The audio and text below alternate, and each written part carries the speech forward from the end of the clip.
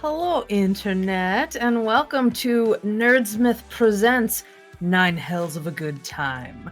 All through this month of October, we are playing host to 12 D&D one-shots featuring 12 different DMs and 48 different players, all celebrating and exploring the newest Wizards of the Coast module for D&D, Baldur's Gate Descent into Avernus. I am Angela McCain. You can find me at darling_gypsum on most places. My pronouns are she, her, and I am pleased to be running this story for our motley band of devilish players, who I would like to go around and introduce. Everybody, tell the fine folks who you are, and one fun thing about you, and who you're playing this evening. We'll start just based on who I see on my screen. So, Zach, would you please introduce yourself? Yes, my name is Zach Meow. I'm a voice actor and audiobook narrator. I'm also the DM for Loaded Jokers on Sunday night on Kill TV. And tonight I will be playing a venomous vanguard from the Knight of the Order, Nyx, often known as Scratch. Thank you very much, Zach. Franz, would you mind please going next? Hi, I'm Franz. I use he, him pronouns on Twitter. I am Oblivion's Price. And you can also find me on the Nerdsmith affiliated podcast, The Land Above, as Ghost. Kitty cat. Yeah, I'm a Tabaxi. It's just great. I love it. Sorry, continue. No, I'm good. That's all I have to say. All right, great. Thank you, Franz. Voxus, would you like to go next? Find me online as Vaxes. I'm a concept artist. Is actually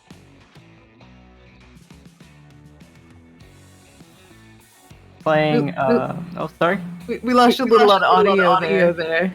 Oh, sorry. It's actually my first campaign. I'm playing Olmont.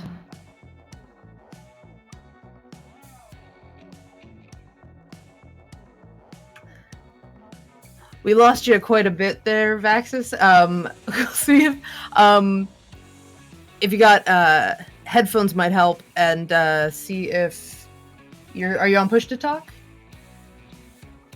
Yes, I am. Okay.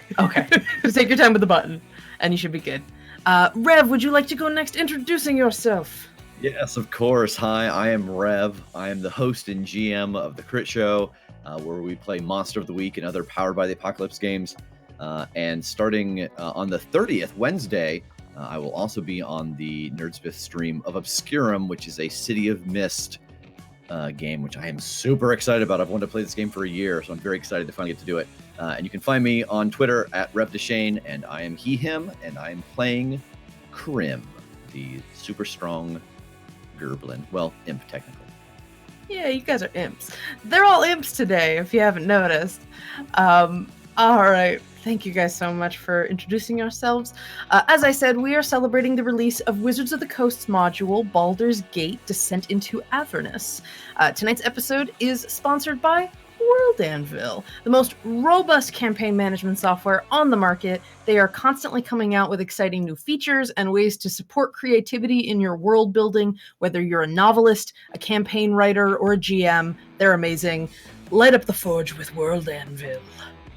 And we are also sponsored by, do I have it? Die Hard Dice. I have a thing. Die Hard Dice, purveyors of the finest polyhedrals in the multiverse.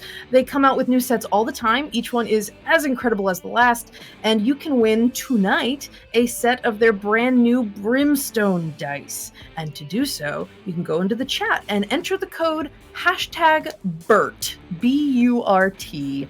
If you want to roll with the best, then check them out at dieharddice.com.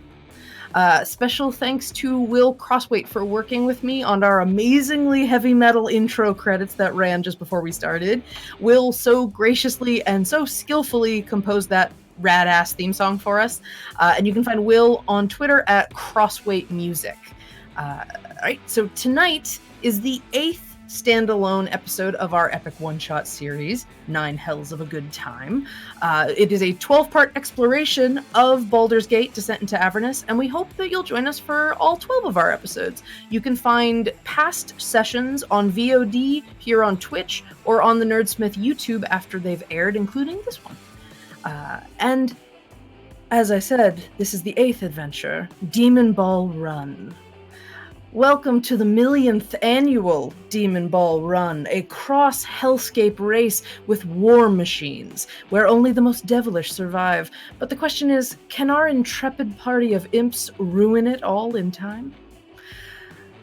All right, everybody, let's get started. Avernus is a hellscape. It is devoid of life. It actively combats the existence of life.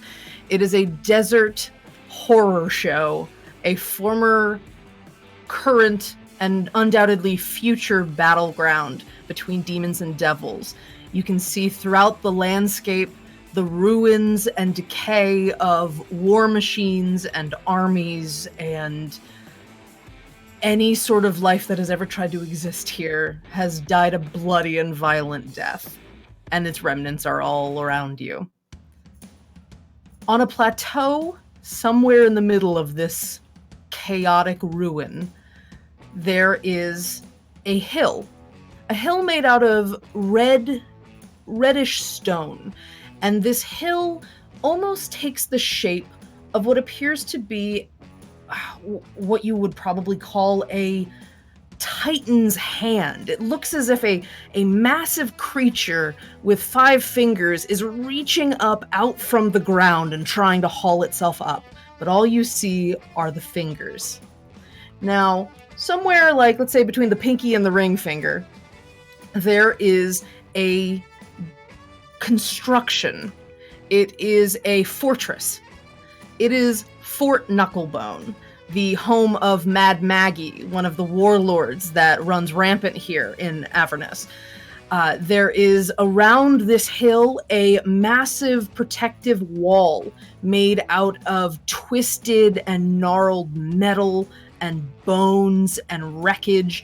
You just feel 1,000 paper cuts just looking at this thing. It is so sharp and unpleasant looking. That wall protects from entry into Mad Maggie's domain. Except for today. Today, the long no man's land that separates the wall from Fort Knucklebone kind of looks like a parking lot right now. It is full of raucous, loud music and the clanking of machinery and what looks like dozens upon dozens of bonfires and vehicles on fire. Of course, you realize that these vehicles are meant to be on fire. They are infernal war machines, massive, horrifying monstrosities of mechanical making that have vents all over them that are just spewing fire and light, as they are powered by soul energy. They are powered by the souls of mortals. And as you all know, these souls that power them are usually in the form of soul coins. Those are a very valuable currency for the people around here. Soul coins can be used for a variety of things, but really, for all of you, the most important thing is that they run the machines. They kind of go in like a little vending machine slot, and suddenly you have a fiery hell machine. As I said, it looks like a parking lot right now. Something maybe like NASCAR. It's there's a really macabre and intense vibe going on amongst all these creatures that are here, but it's also very celebratory. It's very much a tailgate with large winged pit fiends roaming around. There's fights going on between various devils and monsters and globs of flesh that you can't really identify faces on. There's just a motley assortment of attendees here at what is usually Mad Maggie's prize domain. They are all here because today is the first day of the Demonball run, a very well-known, very anticipated event here in Avernus. It is a cross-country, cross-hellscape race in which chosen members of different warlord factions will race across the land through various obstacles and through various machinations from each other to be the last to arrive at the finish line. This is a race that takes several days, whatever can constitute a day here in Avernus. Avernus is a place in sort of a perpetual twilight. It's always got this sort of ruddy color. There's always a storm in the distance in the sky ready to overtake. Never quite gets here. And you always see these little dots of meteors casting by, plummeting to the ground. Whether that's falling souls or actual debris, it's often hard to tell. You are not noticed much in this raucous party that's going on. For you are all some of the lowliest members of the warlord coterie here. You are all imps. Very small, very wily, very unusual, usually. And you have all gathered because you have been told that a meeting is to take place, a very important meeting from your overseer. You are all members of a pit crew. You all work, pit fiend crew, I guess, technically. So you're all on your way to a meeting with Looter, your overseer. Now, I'm going to talk you each through your trip. You each have a little bit of an encounter on your way to the room. Yulmont. How's it going? How you doing today?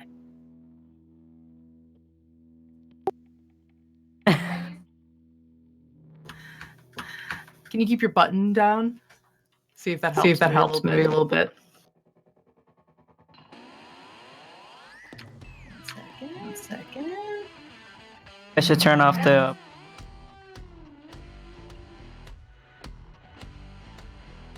See if, here, you talk again? Let's just make sure we can hear you good. Testing. That's better. Got a little bit of a reverb, though, on me. I'm echoing in there, I think. Are you on speakers? Or on headphones? That might be part of it. Are you I do. How about this? I'll have our producer look at it, and I'll come back to you, okay? We'll come back to you. Yulmont. All right. So, let's see. Who can we go to? Nix. Yes. Camera zooms in to Nix. Who does the audience see? I have not much to look at. The boils on my back are terribly painful. This barbed tail, I frequently hit my own skin, and I'm forever. But it comes in handy from time to time. No, I'm not much to look at. But, I'm wiry. I'm strong enough, and, do I ever love to party. And that's why you've been brought here today. Because this is nothing if not the biggest party of the year. So, as you're scuttering around between very large creatures, much more ferocious creatures than you, you are darting between some of these war machines. The air is just full full of smog and smoke, and it's just acrid. I'm sure you love it. It reminds me of what my forebears told me of the Blood War. The great smoke in the sky. I live for it. There is definitely a plume, or not even a plume, just a storm cloud of smog and smoke kind of overhanging the entire area where all of these racers and all these spectators are parked. There are going to be a lot of people in your way to get to Fort Knucklebone, where you're supposed to be having this meeting. As you're skittering along through these war machines and, occasionally stopping to smell the exhaust, you get a little into that too much, and you don't notice something, and all of a sudden you are impacted with a solid, immovable object, and you fall to the ground. Yes, just like that. Thank you. When you look up and the stars stop swirling around your head, you look up and you see above you a massive, amorphous sort of person. This just gigantic demon who is covered head to toe in the most ostentatious golds and jewels and platinum spikes, and this guy's just a wall of maybe muscle, but he's just a lot. It's a big dude. This guy's got to be 10, 12 feet tall. He's huge. He looks down at you and just makes this, I won't do it, but just to describe it, it's this really gross, he's imagining what you taste like sort of noise. And he puts his hands on his waist. Well, what manages to count as his waist. And you watch where you're going, little morsel. Can't hear you, Zach. We can't hear your epic laughter. Heading wherever you are, boss. As long as it leads to the booze.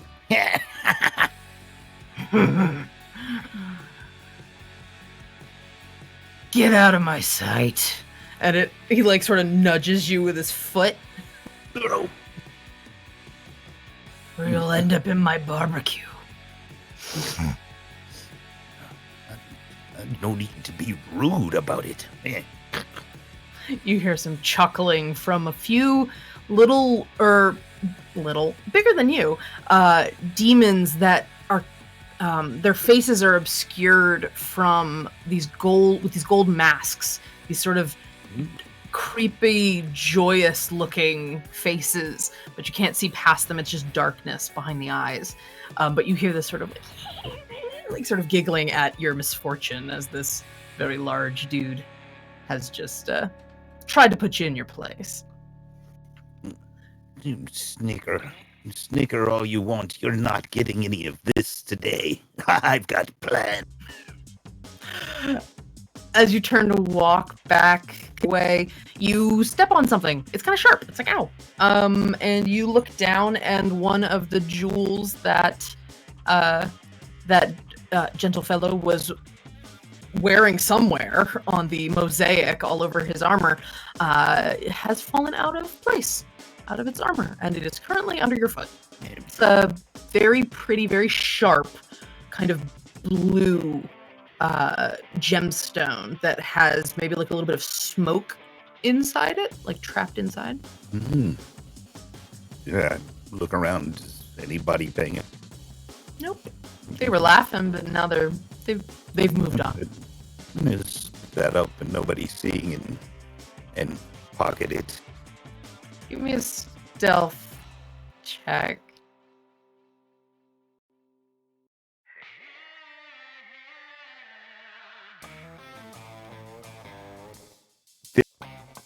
15? Alright, so you glance around. There's a lot of noise. Everyone's partying. Little dude. So yeah, you kind of lean down, you kind of scoop it up, and you put it away, and you scuttle off. So yeah, you don't think... No one made a fuss when you picked it up and went off. So, seemed to be good. I'm gonna take a glance at it as I head back towards. The jewel, as I said, this little tendril of dark smoke in the middle of it. As you're looking at it, it's a little hard. You're walking, but it almost seems like the smoke's moving a little bit inside. So for now, it just kind of looks like this neat thing. Just gonna cover it and pray that nobody. You scoop it in. Do you have any clothes on or any on you, like a bag or anything? I had a couple of packs, but my skin is far too leathery and boily to put cloth on it. It just gets. Okay, so you pocket it. You put it in a bag. Yeah, one of the many pouches around. All right.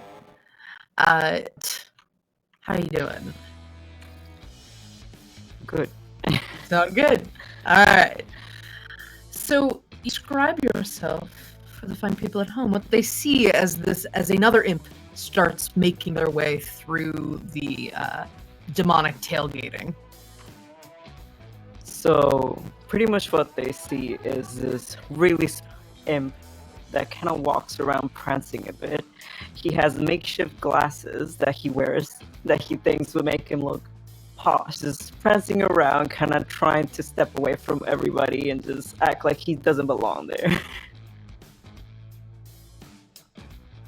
As you are above it all, though you are very, very much below it all right now, you are avoiding all of these little pockets of devils running around, and right in front of you as you walk through a what are they called?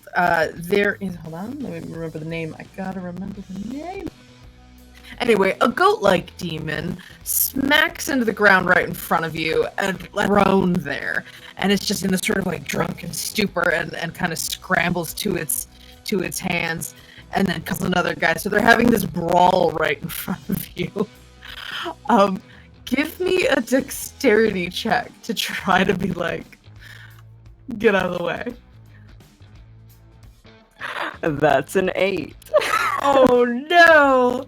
So they're scuffling, and you try to gauge the timing to kind of skirt around them, and by the time you're right about to pass them, the scuffling, they start rolling in your direction, and you get a little plowed. And sort of end up in this sort of tumult with these two brawlers, and eventually they break apart, and they look so confused that there's this sudden imp between them, and they just the goat kind of picks you up and just throws you away. You end up bumping into a shovel, a bulldozer piece attachment on one of these war machines, and you're kind of just in there, nothing but net on this toss that this demon gave you. But you're a bit higher up now. You have about a 7-8 foot view higher than you normally do.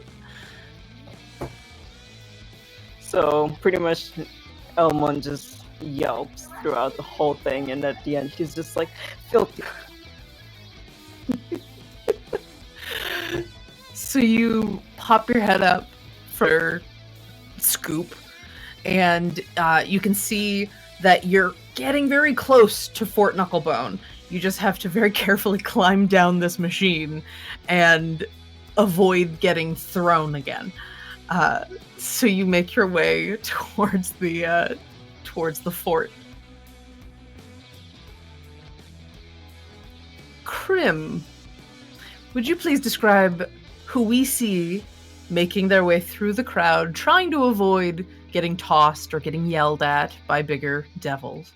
Yeah, so Krim is about as tall as he is wide. He is covered in these thick muscles, which is kind of surprising for an imp. He is wearing a pair of dirty overalls that have a hole cut in the back that his wings fit out through. And over his shoulder, almost like a two-handed sword, he is carrying an enormous wrench. That is his main purpose in life, is to fix things, because he has discovered that when you have a wrench like this, all problems are a nail.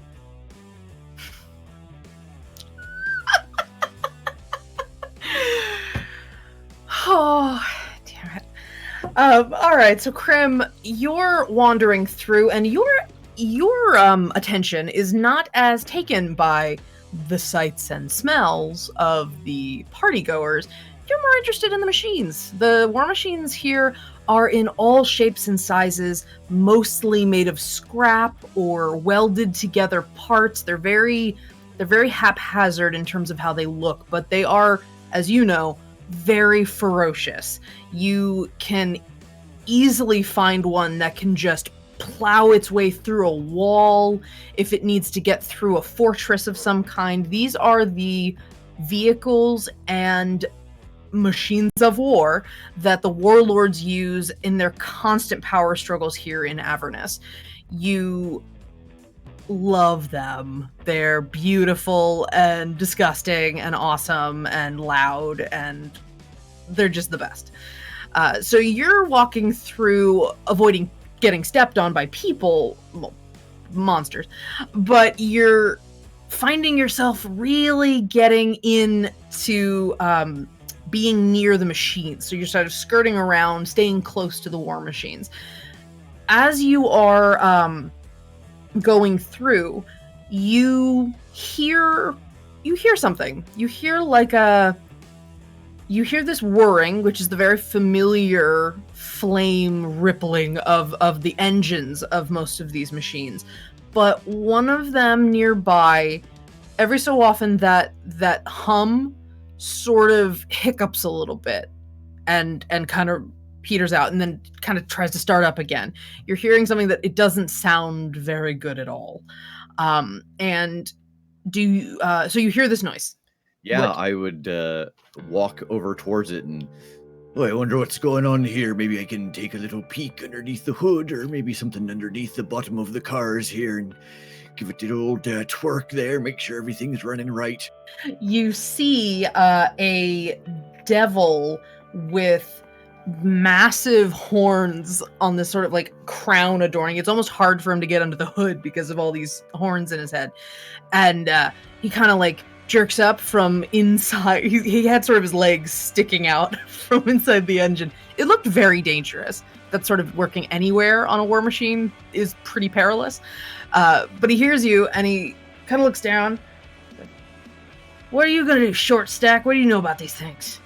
Oh, I've seen enough of them running, and, sometimes I'm small enough to fit in a place where maybe your big, meaty hands may not fit. I can get in there and twerk something around that you can't quite get to. The meaty hands comment. Yeah, all right, fine. You get all ground up in there, though. You're staying in there. Oh, it'd be an honor to be part of one of these great machines at the end of my day. Noted. So you're gonna investigate what was going on with this war machine? Yeah. All right. Give me let's call it an investigation check. 14. 14. Okay.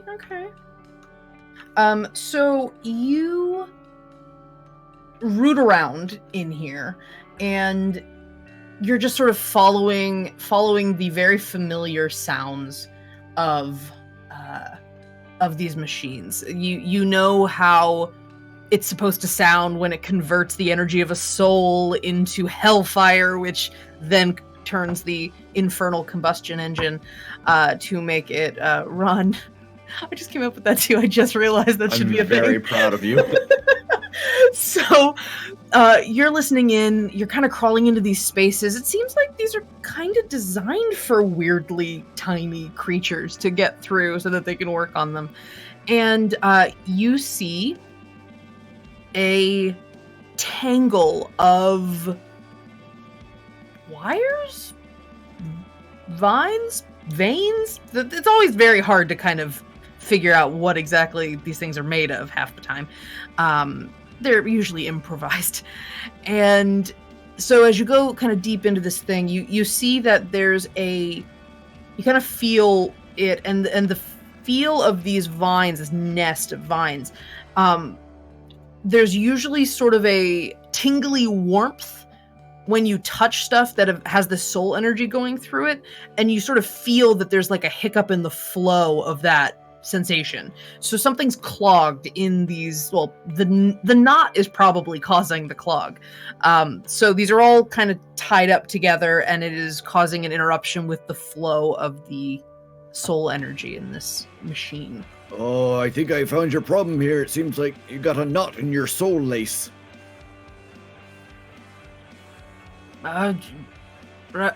Right. Yeah, of course I knew that. Of course that's what's wrong with it. What are you talking about? Telling me things I already know. He doesn't sound very convincing when he says that. No, it's no problem. I realize it may not have been able to be seen by you. Just let me get my hands in here and pull on this. Don't go breaking anything. Don't go breaking anything. Oh, you know, it's. I'm sure it'll be fine. These are pretty resilient. And yeah, I'm just gonna start to kind of see if I can untangle the mass. Okay. Give me a sleight of hand check with advantage, because this is specific sleight of hand that has to do with the thing you know about. 18. Shockingly deft hands. You manage to, undo the massive devil shoelaces that are here, and they kind of all sit. They still look like a tangle, but you know that this is a tangle it's supposed to look like. So you get the last bit of this cabling straightened out, and like instantly you feel that rush of warmth, like almost electricity, go through the cabling, and it just goes like the whole thing roars to life, and you see a slight glow behind you as this engine is about to be filled with fire. Yeah, I'm going to fly as quickly as I can back out the path I came, like an X-wing out of the. I was gonna say, like a goddamn Millennium Falcon in the Death Star. I gotcha. So you're flying out of this thing. It's a few feet to. It's maybe like 6 feet to get out, and much like the Death Star exploding, you get out just in time with this blast behind you as the machine roars to life. And the goat, or the crowned demon, kind of looks at you bitterly, looks back at the machine, and just turns back to his work, completely ignores you. Well, it's all in a day's work. And, no other place to get the rush like that from a soul explosion chasing you, keeping you warm. He absolutely ignores you. He's just grumbling under his breath and not reacting to this imp that showed him up. Yeah, that's fair. And I'll just continue walking down the line of cars, seeing if there's anything else noticeable. You continue going by. Nothing as dramatic as that particular breakdown, but half these things are falling apart. They're not well kept if they're from the lower ranks, or they're, whatever the infernal equivalent of duct tape is. That's a lot of it. But you do recognize that a lot of the war machines have very specific colors on them for particular warlords. You would know a few of them. You recognize the ones that belong to Mad Maggie, though most of those are becoming more frequent as you get closer to Fort Knucklebone. As you get closer to the fort, more of those in her sort of red dripped paint. What's amazing is that Mad Maggie has lots of red caps in her employ. These small little fey creatures that are just insane, and they covered their heads in these pointy hats, and those red caps of theirs are usually covered in mortal blood. And so these war machines kind of look like them. Like they've just got a little bit of red on the top, and sometimes they've got little pointed tops to them. It's amusing to imagine these little, like, demon or devil Keebler elves just hanging out inside one of these machines, making it run. But so you just notice those as you start to get closer to the fort. Tiv, you are also in the mix here, getting through the crowd of race fans. What do you look like? Would you like to describe yourself? Okay, Z's very small, probably the smaller end of the even small spectrum. They have a hunchback, but otherwise they try to stand as tall as they can, because they feel themselves very proper. They try to feel themselves above the rest of the imps, but it never usually pans out like that.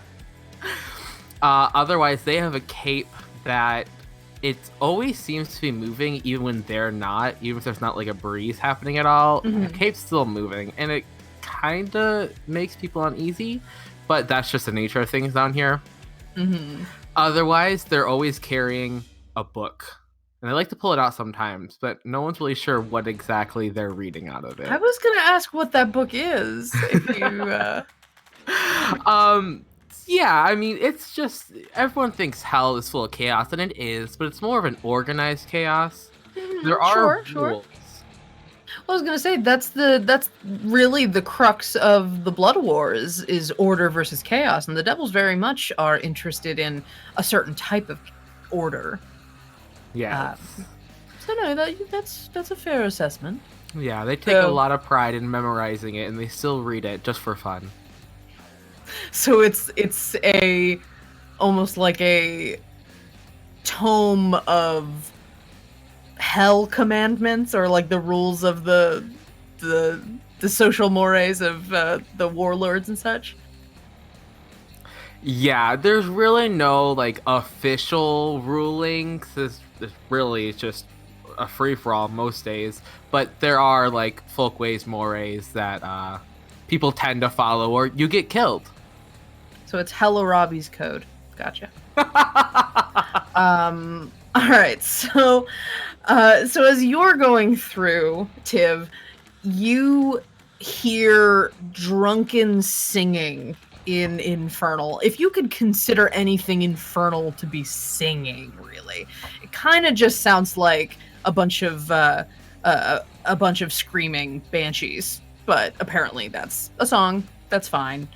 So as you walk by this group of really raucous devils, there's some tieflings mixed in, so they're a little more slight than like this big pit fiend with like what looks like a stein, but it's got to be barrel sized, and they're just singing their infernal drinking song. And as you kind of try to delicately avoid them, because they're big and they have a tendency to stomp little folks. One of the I keep saying demons, devils, very specific audience. Devils and demons are different.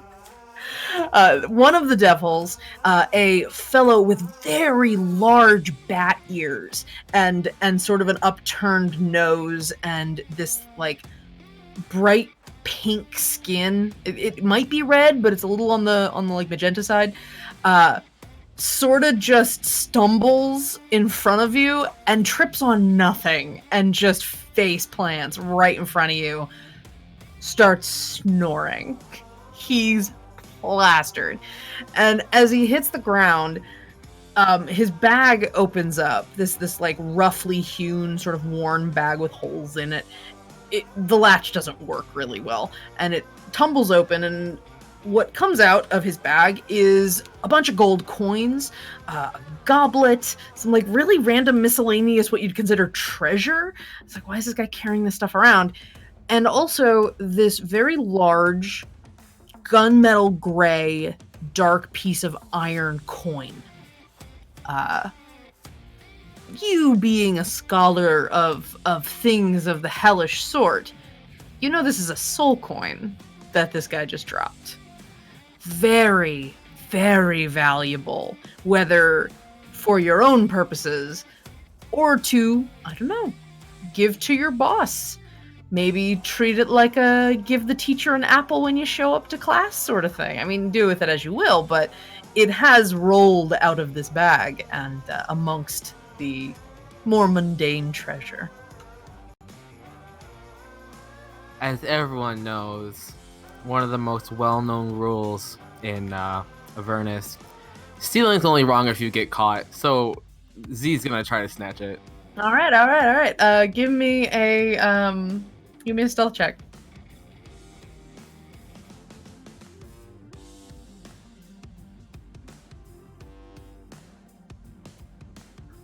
Looking at a 9.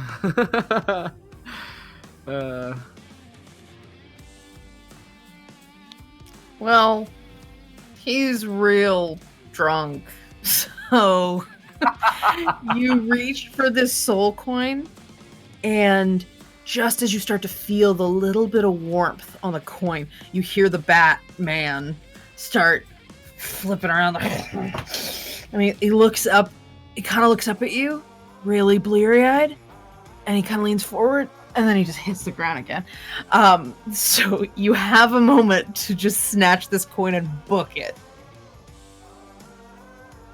Do you do so?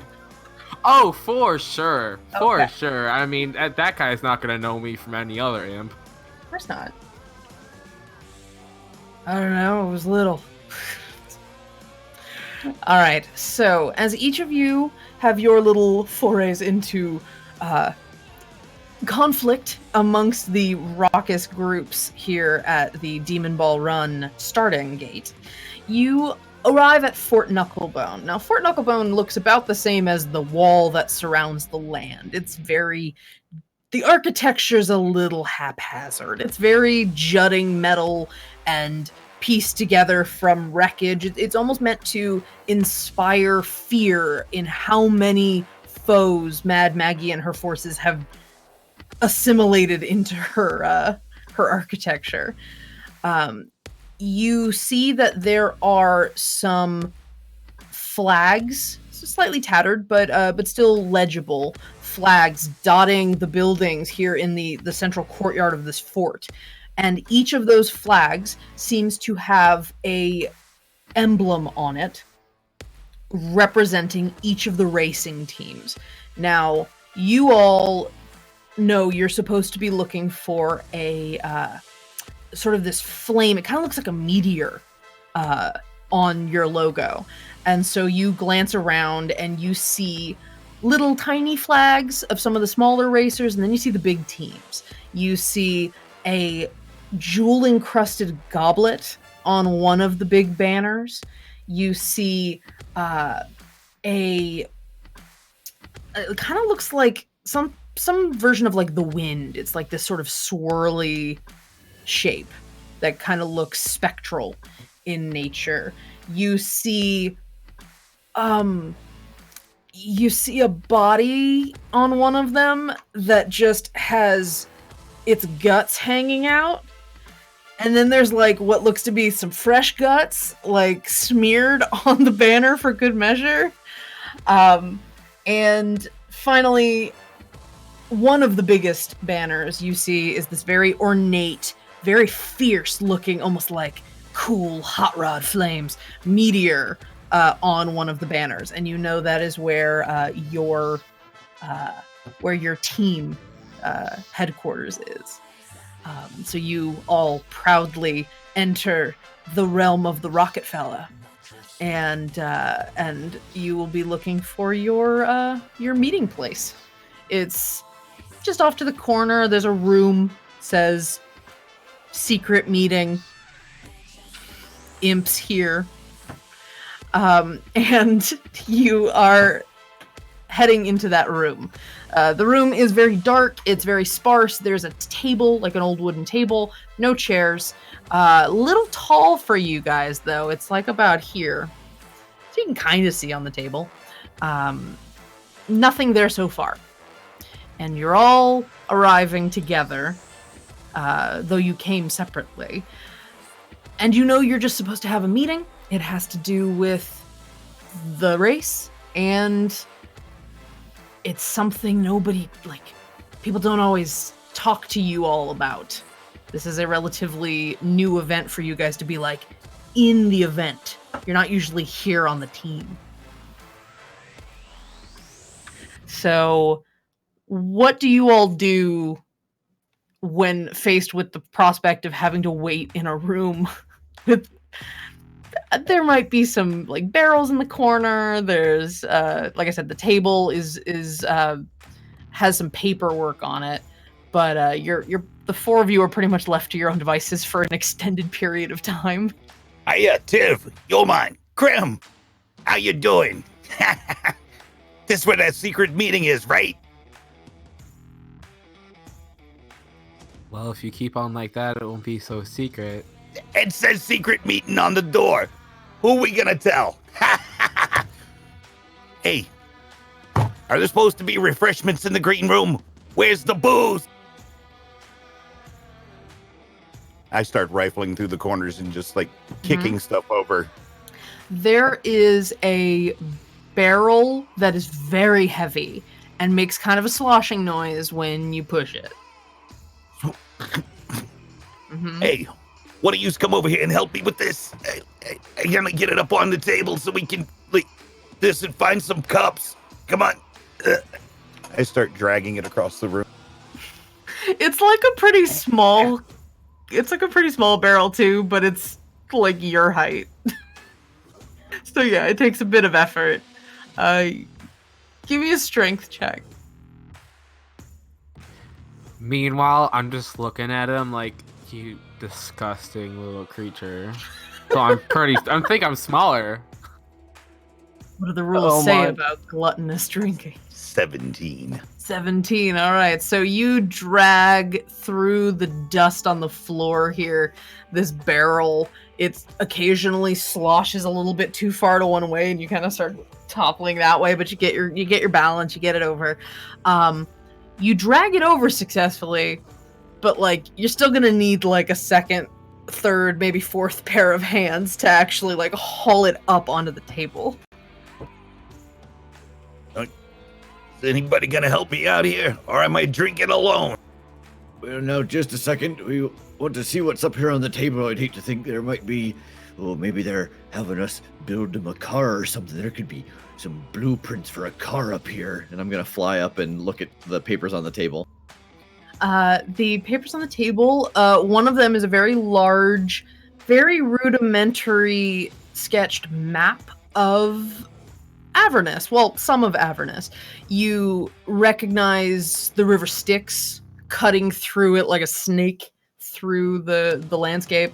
You recognize a couple of other things like the little the watchtowers of the river Styx dotting the coastline. There are a few other buildings that you know they exist. The demon zapper is one of them. It's got this sort of very glow lightning thing. Someone had a lot of fun adding little drawing details to it. It's like a really solid elementary school drawing, a really solid one. Oh, hey, look at this. There's a map up here of the race, and they've got like a legend on the side. There's some lightning bolts there, and there's a person, but they got two heads, but one of them's fallen off, and there's a mountain, I think, or a pile of something. Either way, it's probably pretty cool.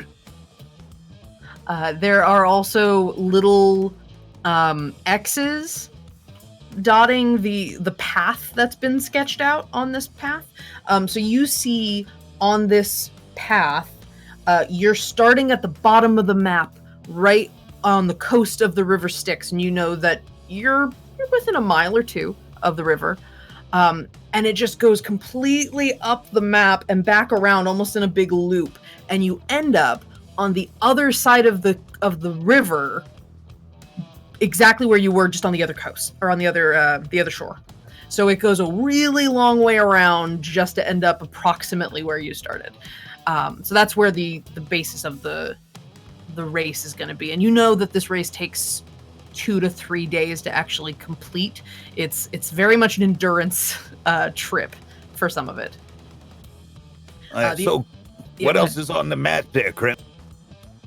Anything important that the rest of us should know about? The only things I see are there's like a dotted line. Look, I'm standing here. X is marks the spot of where I am standing right now because I'm standing on the X, and then you follow it up, and it goes all the way up the river, and then across the river, and then down the river, right to where I am, but on the other side of the river. That's all that traveling just to be almost in the same spot. Oh, that's some good demon bureaucracy right there. Right. Let me see. Is this the map for the race? Yeah, I think so. And I'll hold it up and show it to him. Oh, Takes up your whole face. Spending so much time by the river. The humidity does the boils on my back real good. No.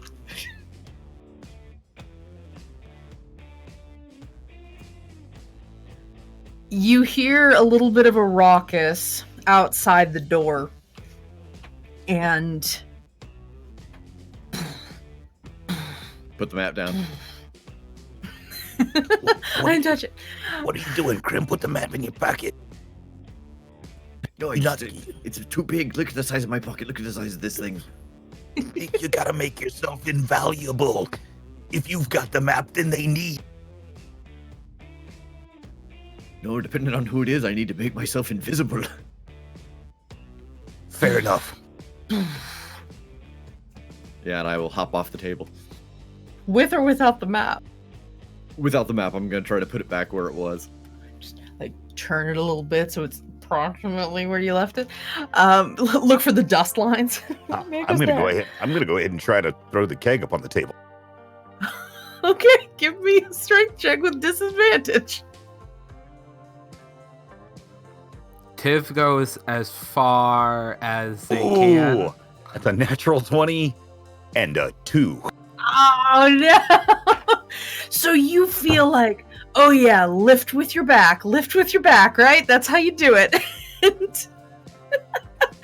And you feel like you get it, and then it just turns off wrong. Like the movement just moves. The movement moves. That's really well description. Good job. And that wave energy sort of just knocks it over to one side, and you can't get it, and it just and a huge crack breaks in this barrel as it hits the ground, and out of this barrel pours this noxious, black, tarry kind of. See, you know that water exists in Avernus. You just know it's not very high quality water. So this appeared to be a barrel of what constituted water here. It's very quickly flooding that corner of the room. Should probably tell someone that it's not really level. This is disappointing. Elmon immediately just like steps out and it's like, ugh. Scoot away from the growing puddle. Tiv is right next to him. Like, oh god, oh, what did you do? Oh lord. And I'm just gonna sit right down in the puddle, kind of weep a little bit that it's not alcohol. I mean, it might have fermented. I stick my face in the dirt and start slurping it up. Okay. Can't waste it. Yeah, it's the most generous word would be acrid. That would be the nicest way to put it. It reminds me of Miss Spittle.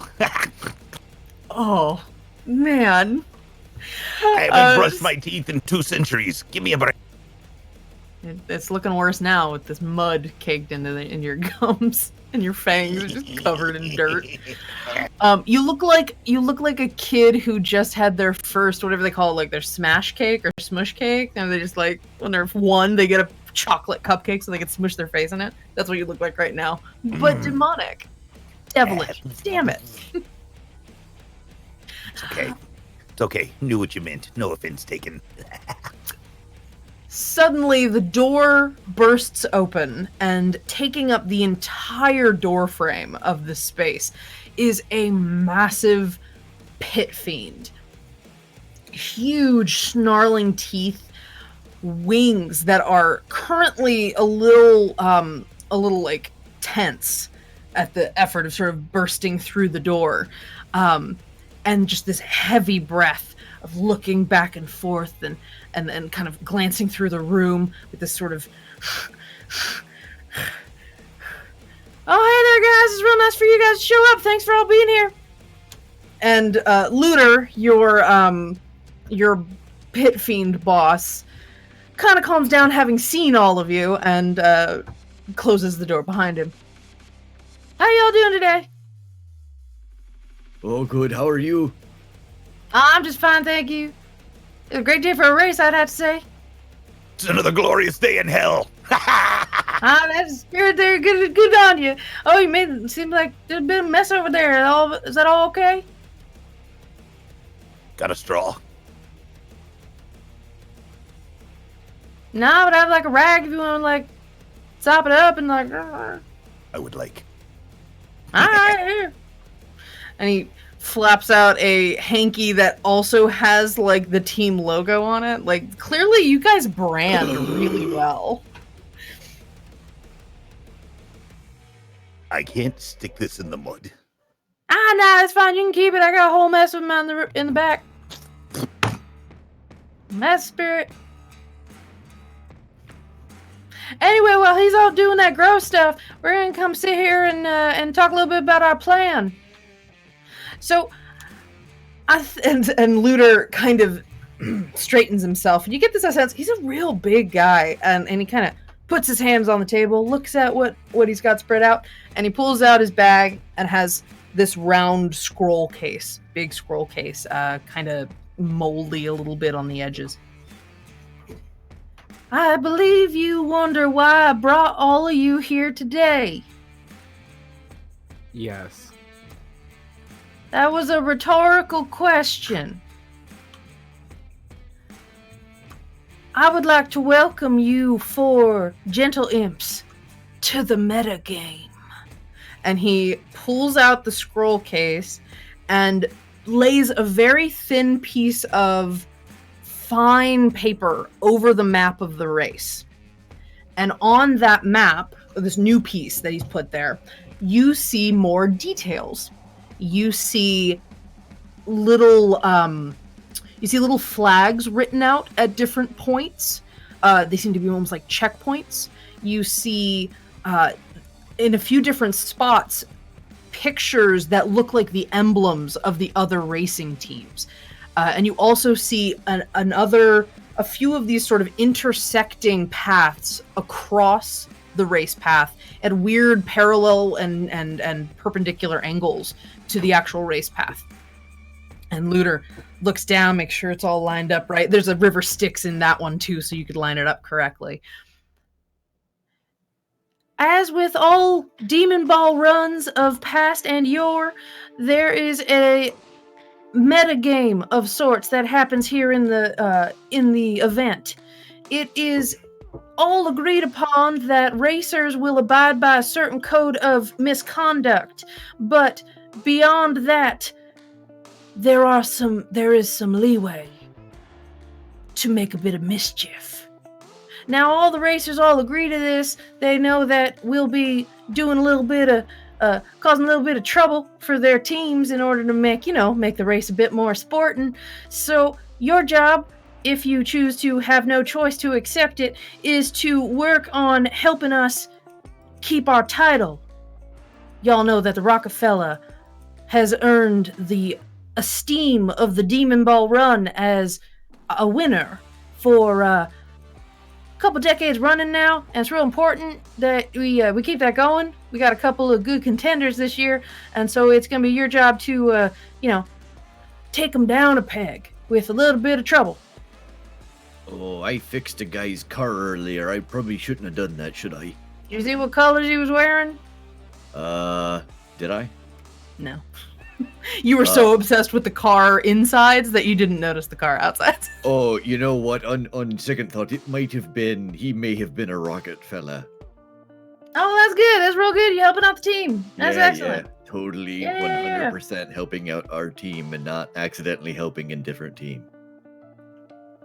That's all right. We'll make it work anyway. It's fine. And so, all right. So here's what we're gonna do. You're gonna tell me what you want to do. I'm just kidding. I'm gonna give you a little bit of pointers, and we're gonna try to brainstorm out a little bit what we want to do. Try to cause a little bit of a ruckus for each of the teams. And give you a bit of a rundown of our highest competition and what they're working with, and we'll see if we can find a few ways to gum up the works, so to speak, or literally. Depends on what we decide to do. Sound good? Y'all in? Good. So Looter starts pulling out more papers from his scroll case. Or I guess it was technically a map case. And on it you see sort of very Ocean's 11 like bio profiles of each of the main race teams. You see these sort of sketched illustrations, also in that sort of really nice elementary school vibe and quality. And oh yeah, I was practicing with some pastels this time. I really think it came out quite nice. The shading on this fella right here is pretty good. It's beautiful. I couldn't expected more. Thank you kindly. Yep. That's very nice of you. And so you see on these, and Looter proceeds to explain some of the teams to you. Now, you all work for Rockefeller. Not that you need this told to you, because of course you know all about Rockefeller. Enzo Talosh is the front runner of the race. He normally wins. He was once a powerful wizard who was obsessed with going faster and faster than mortals could manage. He had convinced himself that if he could travel fast enough, he could see the future. That didn't turn out so well. He became so obsessed with the prospect of trying to create things that would go faster and faster. He realized he was going to run out of time eventually to figure that out, and he proceeded to, he tried to be a lich. So he had the time to figure out how to go fast enough. And so Enzo runs this race almost in a Sisyphusian, I don't remember how to say that word, like Sisyphus, trying over and over and over again to like break his own speed records, which does involve winning the race. So you all work for Enzo. His car is actually his phylactery. And so it is very important that his car be as protected as possible and be as fast as possible. He is riding in a Tormentor, which is a war machine that is typically designed for 4 medium-sized creatures, except everything but the helm's position has been replaced with engines. He is very uninterested in having a team, at least a team while he's in the race. And this sucker's just covered in these flame jets in the back that he can use and pump demon ichor into it for a bit of a boost of speed when he needs to. That is often a task of part of the crew, is to get demon ichor, which is usually collected fresh. It's most potent that way. So Rockefeller's your team. He is the lead of your race team. The other 3, there's a bunch in here, but 3 stick out as like the other front runners in the race, and these are the ones that you're going to be paying the most attention to during your mission. The Golden Child. The Golden Child is this massive, portly demon that has this really ostentatious gold and jewels and platinum spikes all over him, and he's followed by these demons that have gold masks that mask their faces. some among you might recognize who that might be. And the Golden Child, he has his gilded hell chariot manned by bejeweled devils, or demons, sorry. These are demons, but he happens to play nice with the Avernus folks. And he rides in another 4-person vehicle. It's another Tormentor, but this one's actually utilized with all 4 passengers in mind. It is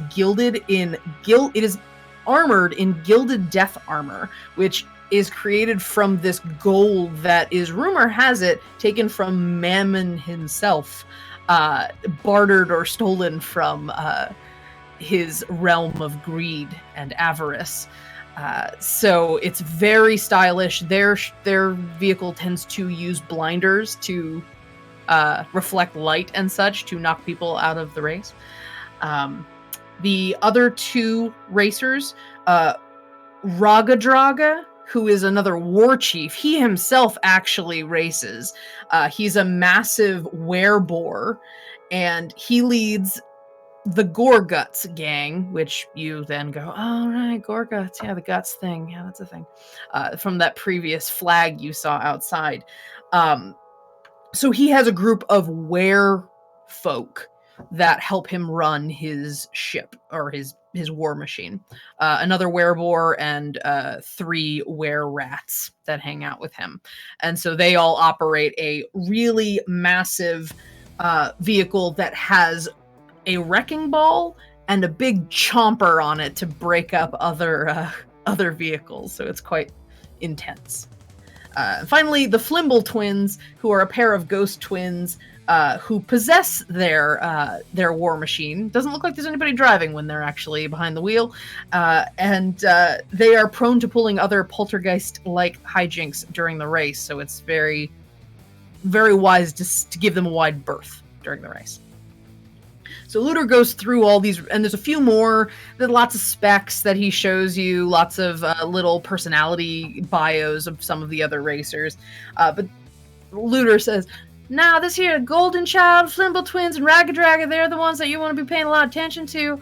They're the most likely. They got the biggest budgets and the best teams, and their pit fiend crews are probably going to be causing the most ruckus out on the racetrack.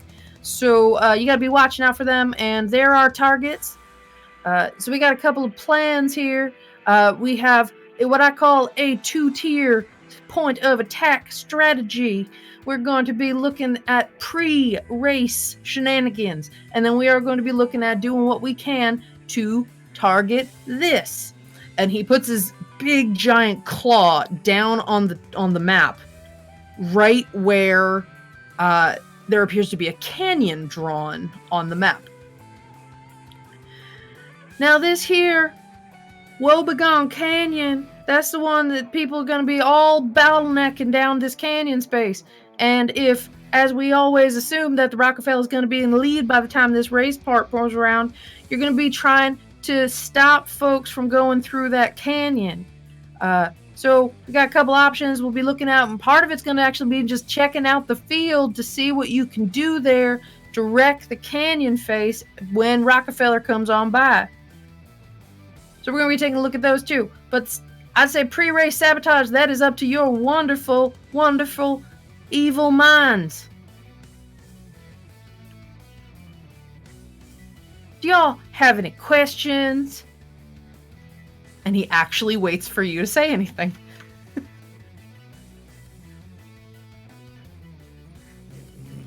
Do you know where this golden child might harvest his demon?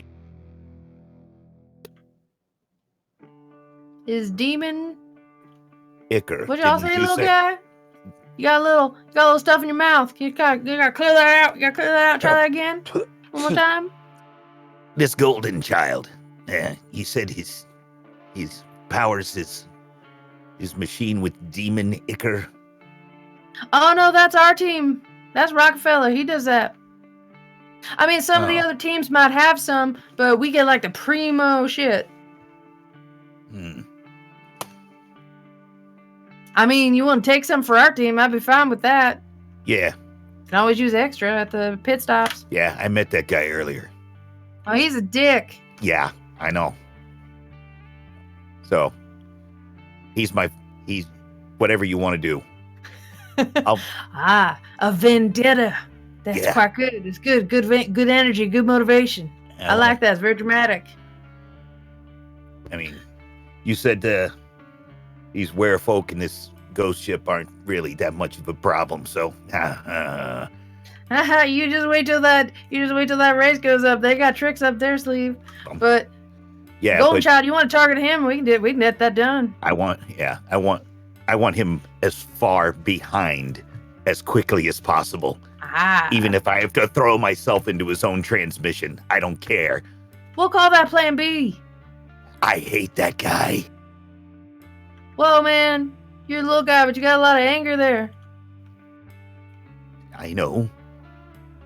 Proud of it. Yeah, I worked hard on this anger. Just thought that'd be good to point out. It's good. It's good. You just use that. All right. So, and Looter looks at all of you individually. He's trying really hard to be a good manager, make eye contact with everybody in the meeting. I'm terrified, genuinely. He's a smiley pit fiend too. He seems like a really nice guy. Mom always said, "Don't trust a smiling pit fiend." That is a smart piece of advice. They'll use you to chomp your face off so Duchess look at you. So, I didn't say that out loud. If you say it in character voice, it's said out loud. Damn it, you're right. All right, so let's keep talking. We have 1 half day until the start of the race in the morning. So we got a little bit of time to spend some time this evening during festivities to see what we can see and see what we can break. We're going to have our team going around. You got to make sure you're nice and stealthy like so you don't get seen by the other teams. We're going to have some other pit fiend crews going around too. So you got to be a little careful that you don't get into a scuffle with them. It's not against the rules, but I don't really like your guys' odds of survival if you find out another team. So we're going to try to stick to the stealthy plan. Sounds perfect to me. Alrighty. So here's what we're going to do. I'm going to send you in a direction, and we're going to go find ourselves the Gilded Child. And once we find him, we're going to see how much we can gum up the works in their infernal machines, or maybe in their setup. We can find a lot of different options. Do you think it might be a good idea? I had the thought if he's got a thing against the Golden Child and he wants to do something there, it might be a good idea for some of the rest of us maybe to try something with the Flimble twins. I mean, if they possess their car when they're driving it, maybe we should do something bad to it before they can drive it. That way, once they start to drive it, there's a problem already, as opposed to trying to give them a problem while they've already possessed the damn thing. Splitting the party? Well, that's your funeral, man. I guess so. Nah, that's fine. You can do that. That's okay. We'll just split you in two. Hey. 2 and 2, man. Split the party. Nah, split you in two. There's time for that, but not right now. Hey, Grim. Yeah. When we got time before the race to do both? Oh, that's what I'm wondering. Do you think that we've got time to do both, or should we split our efforts if we want to get after more than one car before they take off? You hear a very massive horn in the distance that... Oh, the party's gonna start soon, so you probably could get started pretty soon. You might have time. Let's give it a go. That's all right. If you die, you die. I'll just get more imps. It's fine. You all right? Y'all are technically my third choice. Oh, I'm just happy to be in the top 5. That's fair. That's the spirit. Lucky to be here at all, actually. Happy to didn't die on the way in. I know. Do you have a coin on you? Let's flip for it. Third place still gets a medal. No, do you have a coin on you? Grim, you got a coin on you? Let's flip to see. Let's flip. I don't have a coin on me. Do any of you have a coin? Tiv's hand kind of goes to their writing pouch. It's like, no, I don't think I have any on me. I can check. I don't think so. Fuck it, then we're doing my idea first. Let's do it. I'm ready. Let's go. All right, you guys are funny, this little sons of bitches. We're gonna get some. Just go. And he gets a little flustered. It's my first time doing one of these meetings. I hope it was okay. Ace's job, boss. Very secretive. I approve. Great. Good. I was a little concerned you guys wouldn't find the room you're supposed to find. All right, Oh, everybody. Dang it! Everybody, claws in. Claws in. Ready. Secret meeting. 1, 2, 3. Secret meeting. Looter's like, yeah, that's real good and all. I still gotta talk for a second though, so that's a bit anticlimactic. I'm sorry. I got some stuff I want to give you for the trip, so you guys have some, a little bit of an edge. And he starts sifting through his bag. All right. So first things first, we've got ourselves, and he puts on the table what looks like a bug sprayer, like one of those old timey ones with a little push action to get it to spray out. Now this here has half a gallon of genuine bona fide river Styx water. It is only good for the next 24 hours, so you're going to use it. You're going to bring it back. We're going to refill it. If you use it, it's going to go kaput if you don't use it right away. Now what this is going to do is it's going to stupefy anybody you try to spray it onto. So in the pinch, if you got to get away, I'd use this stuff. Next, he slams on the table a bottle of like black ooze in a very thick glass, very wide-mouthed jar. Now I think you all know what this is. This is some of the primo shit. Demonicker, straight from the Rockefeller stores. He made sure that we had a little bit for our side missions here for you to use especially. You coat this on any weapon and you hit someone with it, there's a real good chance it's gonna hurt. It's gonna mess them up real bad. And when I say mess them up, I mean like literally mess them up. Eyeballs will be in different places than they were supposed to be. So, but just make sure you watch out trying to use it on any fiends. Not gonna work too well, but we got a lot of mix of folks around here, so use it wisely. And I got right here. And he pulls out what looks like a very bizarre looking little hand mirror. And he's like, all right, so this here is your emergency use only mirror of sanding. You can talk to me if you need to. I got the other one right here. And he does a little clam puppet clippy with his. Now, if you guys get any scraps, need any advice, have any questions for me, you can call me up on this thing right away. But you got to be careful, as in all places here in Avernus. Archdevils love listening in. There are ears on every line. So if you start talking to me about super secret stuff, like, might be hearing it on another team, might get you into some trouble. So only use it in the direst of extreme circumstances, or if you really don't know what you're going to do next. I'll be around. I thought there might have been a fourth thing. It might have been nice and symmetrical for all of you, but y'all are just going to have to fight over those three. How big are these in actuality? Are they bigger than us, or are they our size? No, they're smaller. I mean, the jar is probably that big. That dark too. The water sprayer, or the Styx water sprayer, is probably about the size of your forearm. With the little, it's got like a little, like almost like rifle action with the little back push thing. And the clamshell mirror thing, which actually looks more like a rock than a clam. It's about the right size for you. It's a little oversized. It's like a big Polly Pocket, if that makes sense. All right, which one of us is the most responsible? Well, I wouldn't mind taking the compact, actually. I think I've got an idea, but it really would be a matter of seeing how the rest of this evening goes first.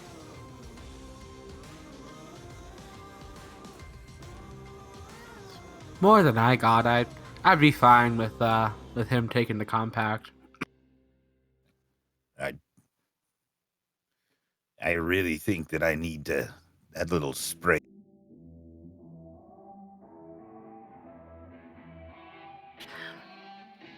Looter is just in the corner picking his teeth right now. Very contentedly, though. He's not really in a rush. I do have an idea, if no one would object to me taking that little bit of ichor. Yeah, go for it.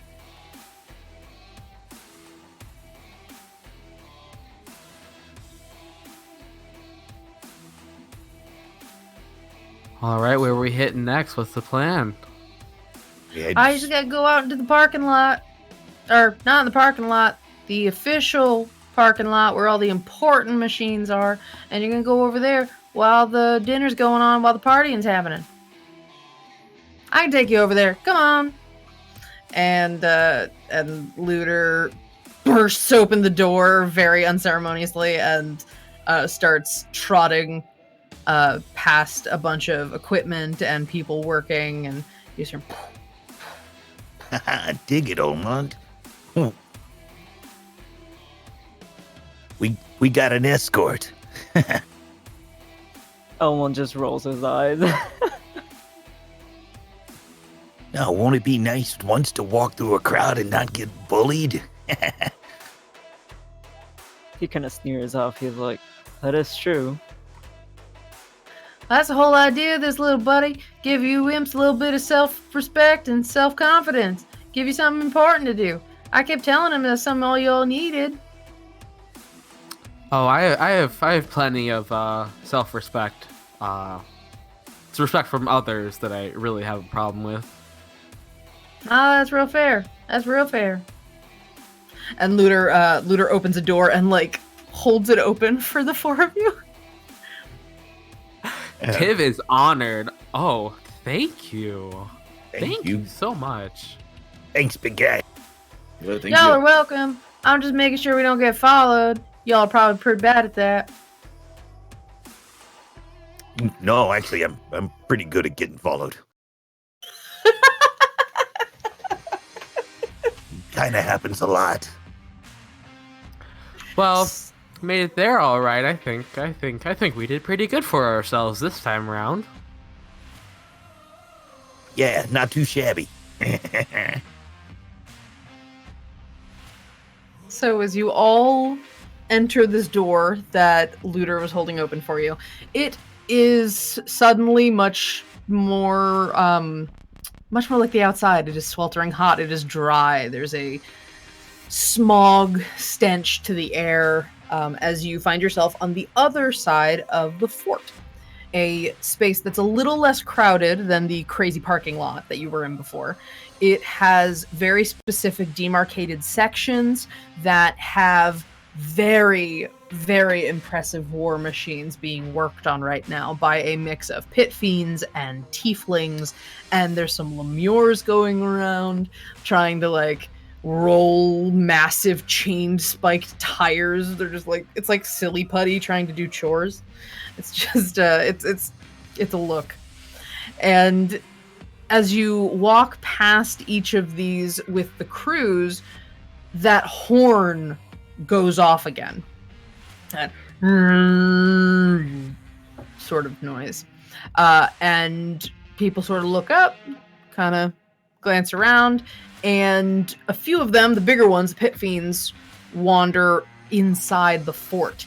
You start hearing some really raucous music. You start hearing breaking stuff, just general breaking stuff noises, and a lot of activity and a whoosh of fire on the other side of the wall of the fort, as clearly the bonfire dinner has started. They just, put things on a spit and let it go.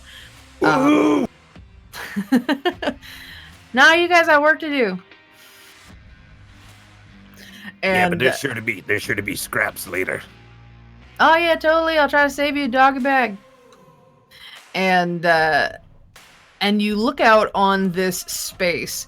There are still quite a few it's very full. There's a lot of equipment, lots of machinery, lots of things that I guess would like winch up of a war machine. There are spare parts. There's things that have been scrapped for extra parts. So like half a machine is lying around in some of the spaces. And these lemurs or lemurs, I've never really figured out how to say it. These gelatinous, gross, sort of silly putty people made of lots of parts. Sort of wandering, like I said, rolling tires, doing very manual labor, while like there's occasionally like an imp or a tiefling up on a war machine barking orders at them. As you all are hanging out at this doorway, Looter says, "All right, now we're gonna be going now nice and quiet like. There's only a few people around. Well, I won't be going on nice and quiet like. I'm gonna go to the party, but y'all are gonna be going nice and quiet like, and try not to be seen. That's a big one, or at least try not to get dead. That's a slightly bigger one. And see if you can wreck anybody's day. Sound like a plan?" Yeah. Sounds like a party. Wow. I have to say, Tiv, I'm really impressed with your ability to turn into a cat.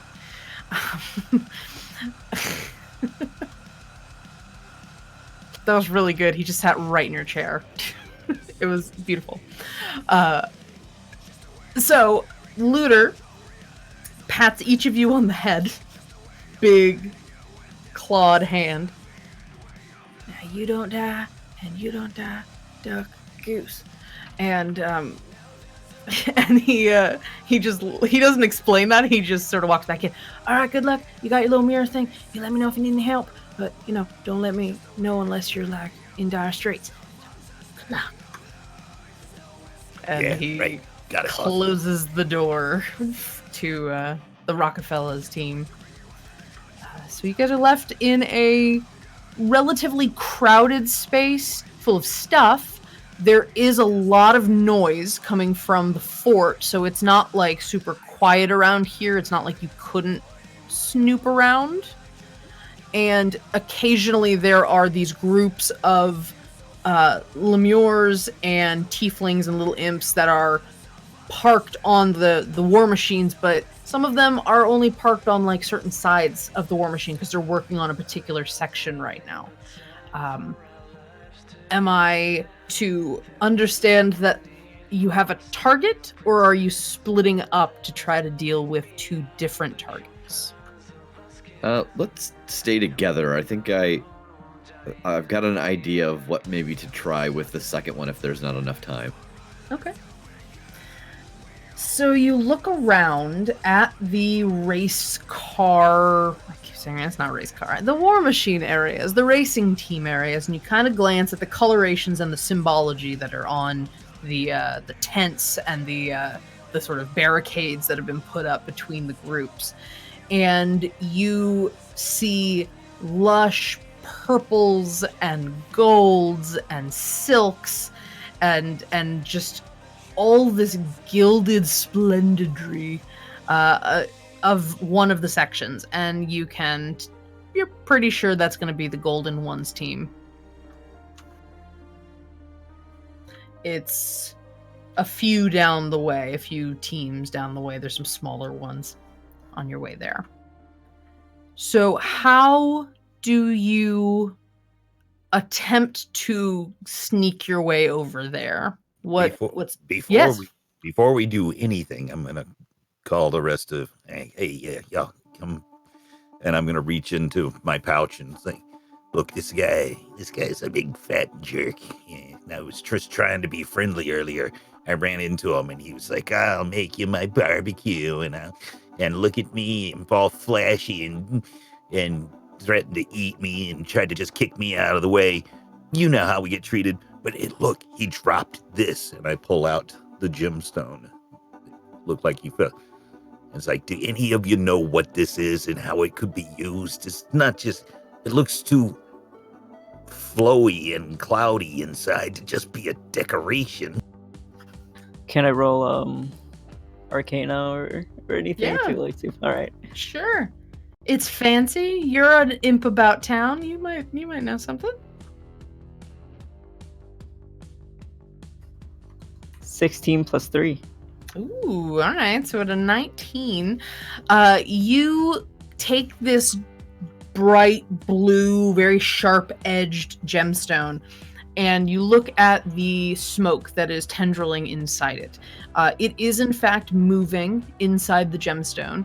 And once in a while, as the smoke tendril turns, you see what looks to be almost like a screaming face.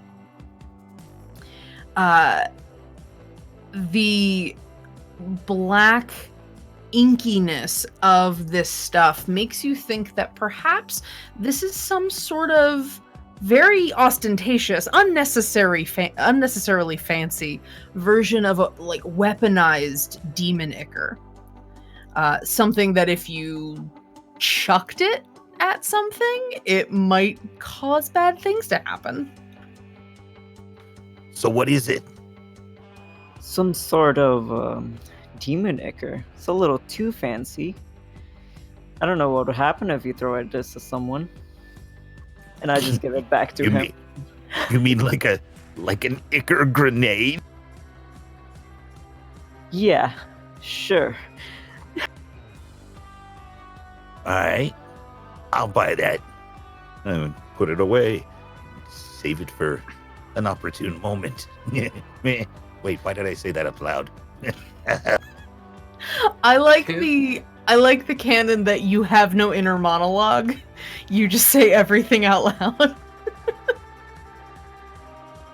Tiv pulls out their book and real quick flips a couple pages. They just want to make sure that this is actually legal first. It's a bit over the top, but is it legal? You mean the bomb? Not a bomb. It does more than just that. But you mean the demon gemstone thing, or you mean what you're doing right now?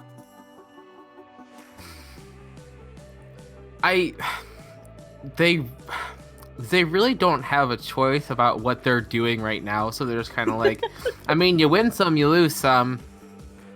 But the bomb itself, and not that they're gonna say anything about it. It's just that they want to know. Sure. So the gemstone that has seemingly encased some sort of very active demon ichor. Devils use demon parts for all sorts of things. It's kind of par for the course in the Blood War.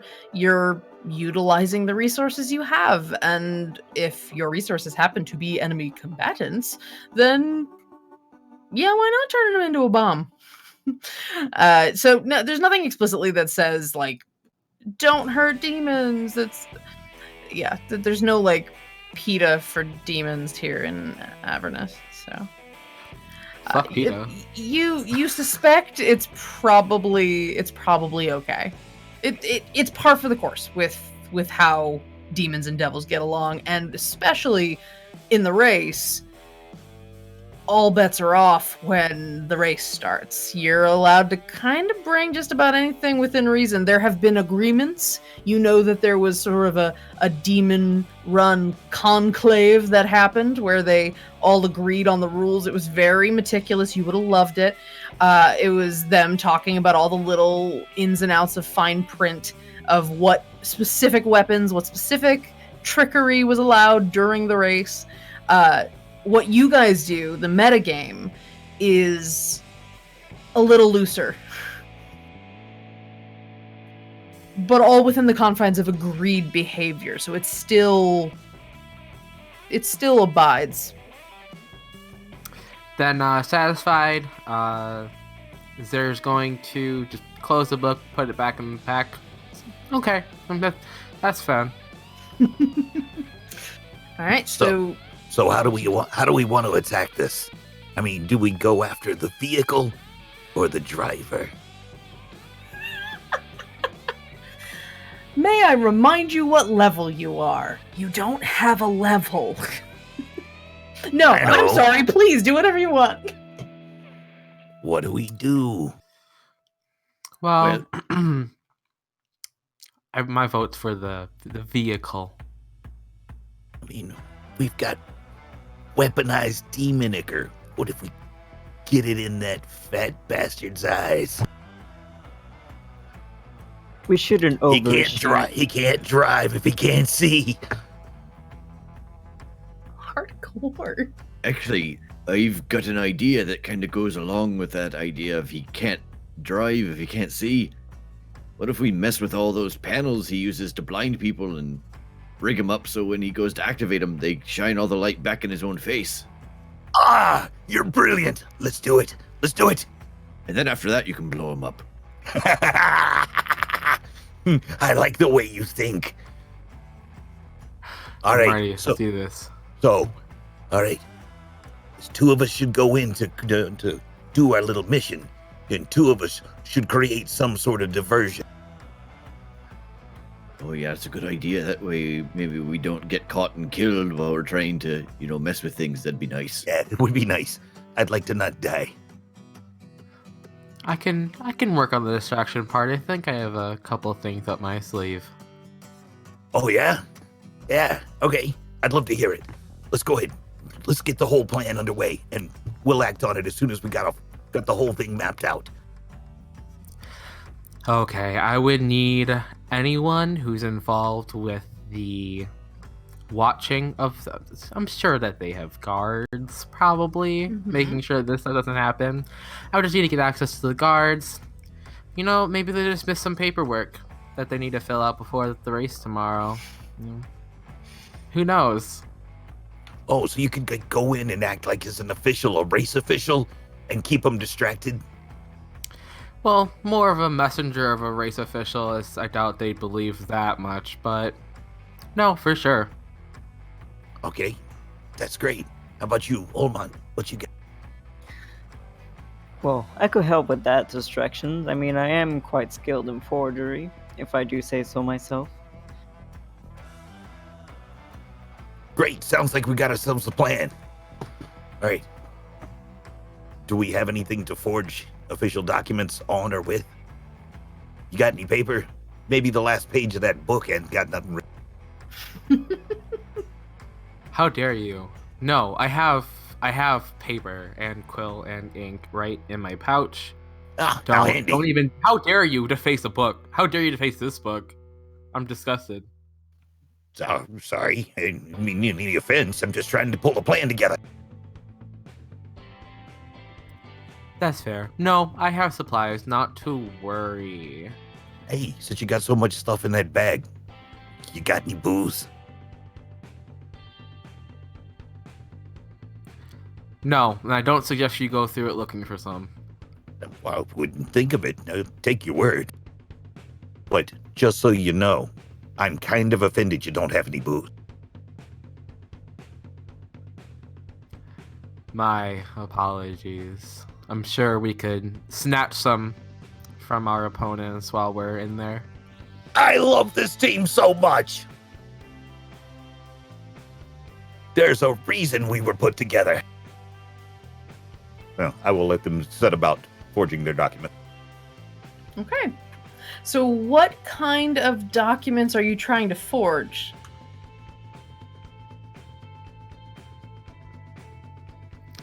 That's a good question.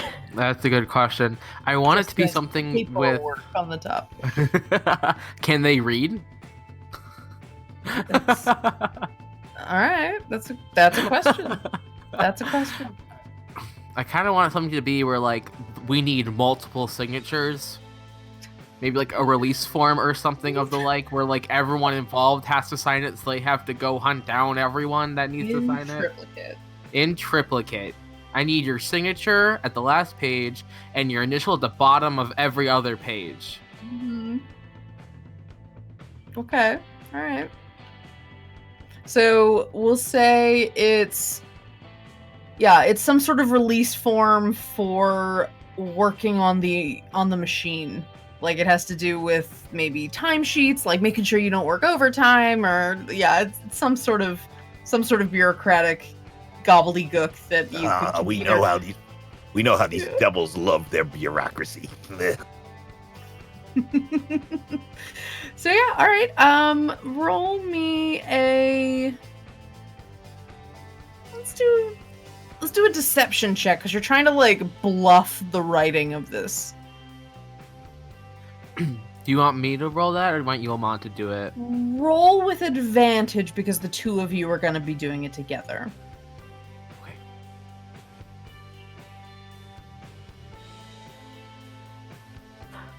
That's a 12.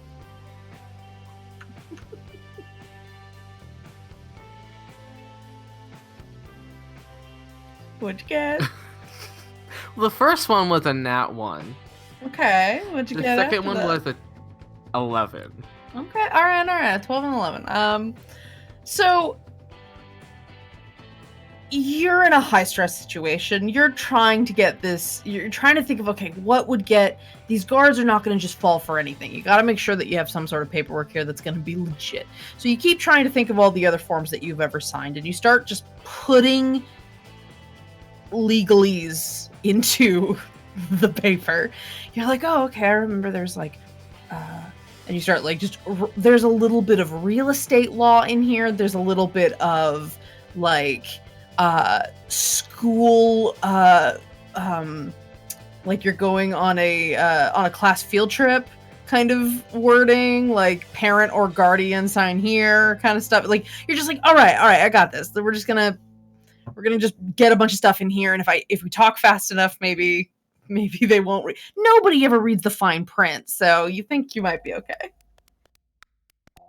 So you have this multi-page document. I was gonna say, Yeah. they're probably gonna be in a hurry. They're not gonna see this, and I'm just looking at it from far away, turning it around. Yeah, they're busy. They're doing work. You don't have time to read everything you sign in situations like these. So yeah, you have a very impressive little stack of paperwork that has many, many initial here's.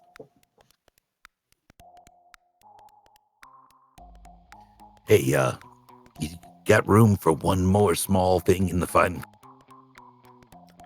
You can always fit more in the fine print. What were you thinking of? That they promised to lose. Just smashed in between a bunch of other words. I don't know, some esoteric phrases or what have you. Just jammed in between. Like forget a couple of periods and make it like a run-on sentence. I don't know. It's worth a shot. I like the way you think. Yulmont, do you think we can smash that in there somewhere? Yeah, definitely. Just gonna scribble right in between, kind of little angles because it doesn't fit. It's a little like trailing ant line of words. Yeah, no, I like it. It has a little PS at the beginning. All right, yeah. You've got this fine print that says, "We, the undersigned of the Golden Child Army, agree to lose the fuck out of this race." In those exact words. Yep, that's exactly what it said. It's some work of art. I love what you've done here. I just raised my glasses. So you have this, immaculate. No, there's smudge marks all over this thing. And you have this document, and it's got lots of lines for signatures. What do you do? Is there, walking up to the vehicle, there are guards, but are there any of the pit crew there as well, milling around? Well, let me give you a layout of what the Golden Child space is. As you walk up to it, yes, there are guards. You see this pair of very hunched devils that are kind of looks like it's wearing a suit of armor or a chest piece that is kind of too big for it. You see a little bit of like the back of where their neck should be. It's very ill-fitting. and this creature looks like it looks humanoid, but it's long. Its arms are a little too long. It's got these thick meat hook hands, and its face is covered by this very disturbingly serene, childlike gold mask. And they both look like this, and they're carrying. Their armor is very intricate. It's very reminiscent of the Golden Child. It's very ostentatious, very gilded, and they're holding halberds that look very similarly fancy. There's a lot of treasure to go around in Avernus. Devils really like luring and tempting mortals with one of the most powerful motivators they have, which is wealth. And so it's sort of like a secondhand currency, and it's a sign of status, just like it would be in the mortal world. It just has a slightly different connotation here. So yeah, they're covered in like melted gold stuff that has been fashioned into armor. So these two masked guards are sort of hunched, waiting with their halberds, kind of glancing every so often out of what seem to be little slits in the mask. Like you can't see behind them, but it seems to be where they are. And behind them, you can sort of see the war machine, shiny as shit, super duper. Like it's currently being polished in several spots. It is just as rotund as its owner. And it is very, very shiny. And there's a tiefling on a, like, how do I describe this? Like a window cleaner seat, like halfway down the thing, just like buffing the and you hear some sloshing, sliming lemures behind it, like just dotting around. You know they're pretty passive.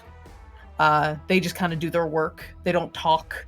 They don't do anything. So it might not be as bad if they see you, because they're just kind of whatever.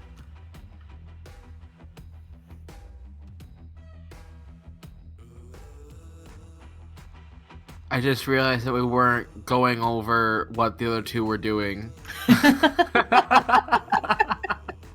Well, you have two options. Would you like to rewind a la heist movie and talk about what they were going to do? Or would you like to just wing it like you didn't talk about it?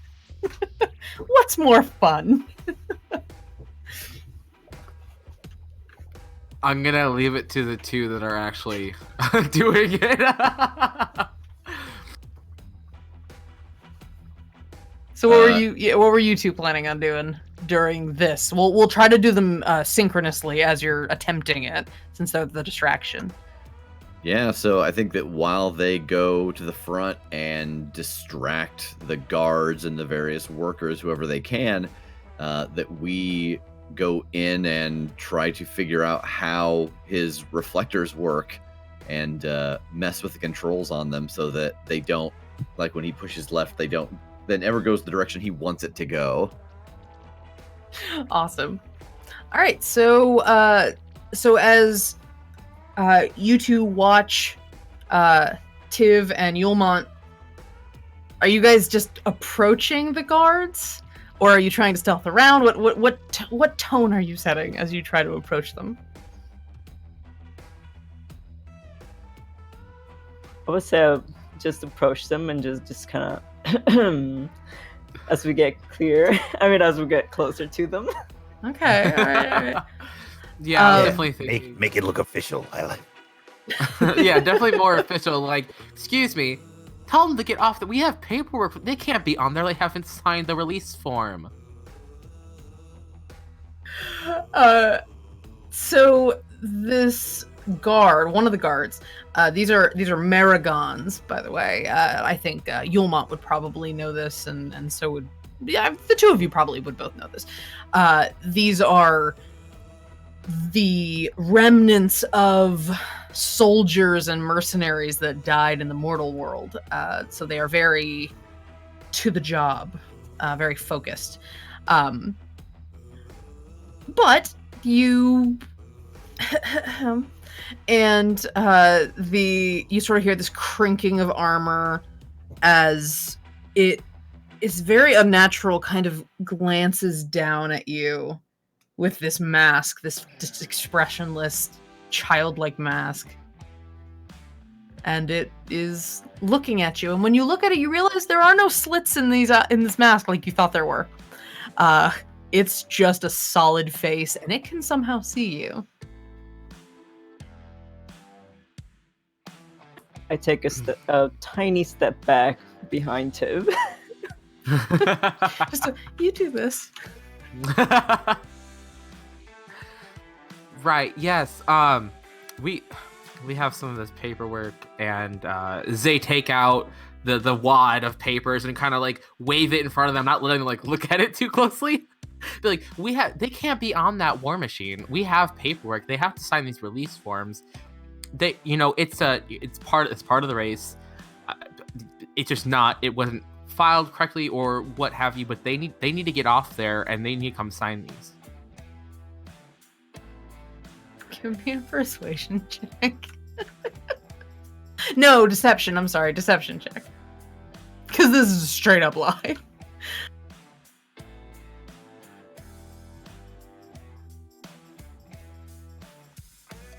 For a second, I forgot what my push talk button was. We are looking at a 17. Okay. You rolled a 4. Maragons, you also recall, are really not smart. They're there as basically a wall against people coming in, but most of the time people don't try talking their way through them. And this, the Maragon looks at you with that sort of creepy movement, glances down at the papers, and sort of lifts its bare hand that isn't holding the halberd, and like holds its hand out at you in waiting. It doesn't say anything. They can't speak. You know that. They don't speak. Are they asking is he reaching for the papers? No. I take out a pen and I just slowly tiptoe, just trying to. When you kind of like push the pen over the edge, trying to get it in his hand, the Maragon just closes its meaty hand with the pen, kind of looks at it, and then looks to you, Tiv, with it like expectantly waiting with the pen out.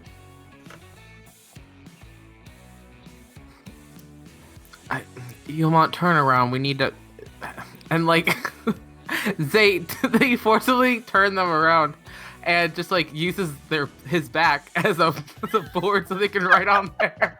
Okay. Wait, so you make Yulmont turn around to be the table. Okay. Yeah. They need to supervise So- this. They need to make sure they sign in the right lines. Right, so Yulmont, you get spun around, and you feel, I guess he's still holding the halberd with one hand, so you don't actually feel anyone grab your shoulder, but you just feel this very awkward little pinch on the back of your shoulder blades as this pen is like pushed a little in to the paper. Tiv, he's just sort of gotten in the vicinity of a line. Do you make any effort to correct him?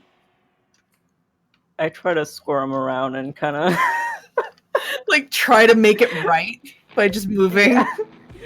But I can't see, so I just squirm. No, Tiv they're just like, okay, let's just get this going, and they kind of let them go at their own pace, because it's really slow, and that's what they want. There's a little bit of a, like, every so often it like finds a new line, and there's that little nudge of in your back again. You know what? This tiny little poke as it tries to. It doesn't have much for penmanship. So this is happening very slowly. We're gonna go back to the other two. Okay. Does it look like the distraction is successful? It is signing, and the second Maragon is watching very intently at what's happening. Well, what do you say? What do you say? Now or It never. rolled a 0. Yeah, that's cool. Gonna try to make my way from barrel to crate to, in between that broken. Wait, what is that? A pile of bones? What are they doing back here? Anyway, I'm gonna try to make my way to the thing and try to climb up on maybe the Intima to go underneath the war machine and try to climb up the interior of it if I can. All right, so the tormentor of the gilded child, it is kind of weirdly. What's a better way to say it? It's kind of shaped like a warthog. Like it's got these sort of tusk-looking things, and its wheels are just freaking saw blades. Like you're wondering how. But that's what it is, and it's this very shiny. It's clearly gilded in this sort of very almost like maybe platinum on the wheels, and you are looking around trying to avoid the tiefling on the side of it who's buffing the one of the panels. You go around to the other side, presumably. Try to. Yes, try to. Yes. Okay, give me both of you. Give me stealth checks.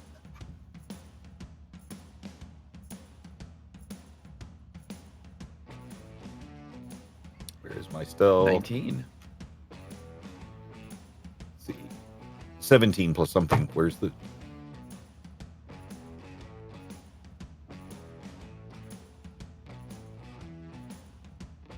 Oh, there it is. Plus 4. 17 plus 4. Okay. Well, you rolled a 3, so you're fine.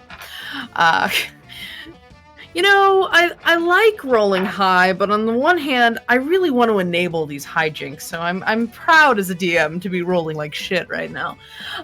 So you see this tiefling is sort of a pinkish gray color, and he's buffing this, kind of spits on it, buffs again, and you find a spot that has a few barrels of that are marked with this sort of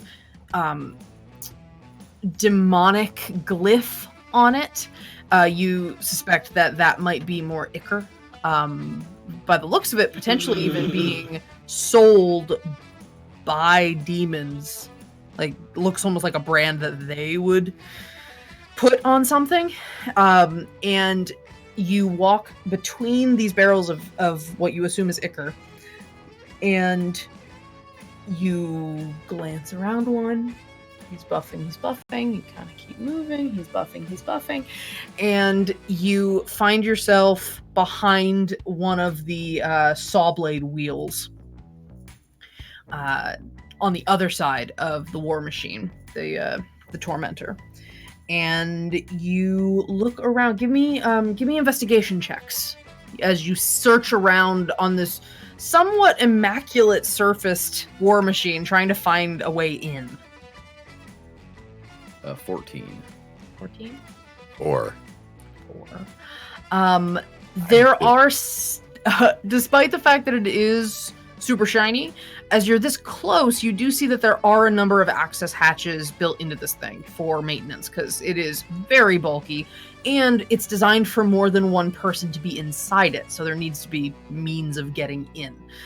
So you find behind the wheel where some of the axle is exposed, you see that there's a bit of a latch there that you could potentially crack open to scutter inside the machine. Yeah, so I will try to sneak that open so we can get inside. Okay. I'm still staring at the brand name Gicker. Just I didn't notice. I didn't notice shit. I'm just like, is this? You hear Looter in your head. It's like the primo shit. All right. So, Krim, you're going to try to get this open. Would you like to try to use your wrench to do so? Like, pry it open? You try to use your hand? What strategy are you employing? Yeah, I mean, if it looks like the wrench would fit in to give leverage, then I'll try it. If not, I'll use my hands. Yeah, your wrench would probably fit. So you kind of leverage yourself against you kind of press your feet, your little clawed feet against the inside of the tire, and you leverage your wrench, and you're like leaning. You're at like a 45-degree angle trying to push this thing. And give me a I'm gonna call it a sleight of hand check. A couple of ways we could have gone with that. That would be a 13. Okay, so there's a bit of a audible as you latch it open. You've hit the dirt, like very quietly, but then the panel kind of and falls on you. You wait and listen, and you hear and just more buffing. You think that one. Yeah, you think you somehow managed to muffle the noise with your body and were able to open this paneling. You have a way into the machine. And Nyx is currently drooling at the demon ichor barrel that is a few feet away from you. Very much not paying attention to what you were doing. Nyx, come here. Come here. Hey, look right there. That right there where the big saw wheel is. You see how that's exposed? Maybe when I'm trying to mess with the thing inside, maybe you could do something to that wheel. Maybe make it fall off later, but not like right now, but later. Yeah, fine. That sounds like a great plan. And I'm gonna go inside the hatch. Hey, I'm gonna scurry up after him. Okay, so you guys start crawling up the inside of this very ostentatious tormentor. So as you're inside, you see that this has a little bit of a tank vibe to it. It's very enclosed, and there's a few seats built into the inside of this device, this machine. You see the helm position, which is it's like a really intense bucket seat. Clearly the golden child is the one driving this thing when it's normally in motion. And you see on that a bunch of very big, like, switches. And a bunch of them on a yoke. There's a bunch of switches that you would flick with your hand while you were holding the steering. You also see to the right of the, staring at the helm, to the right of the helm is a gunnery seat.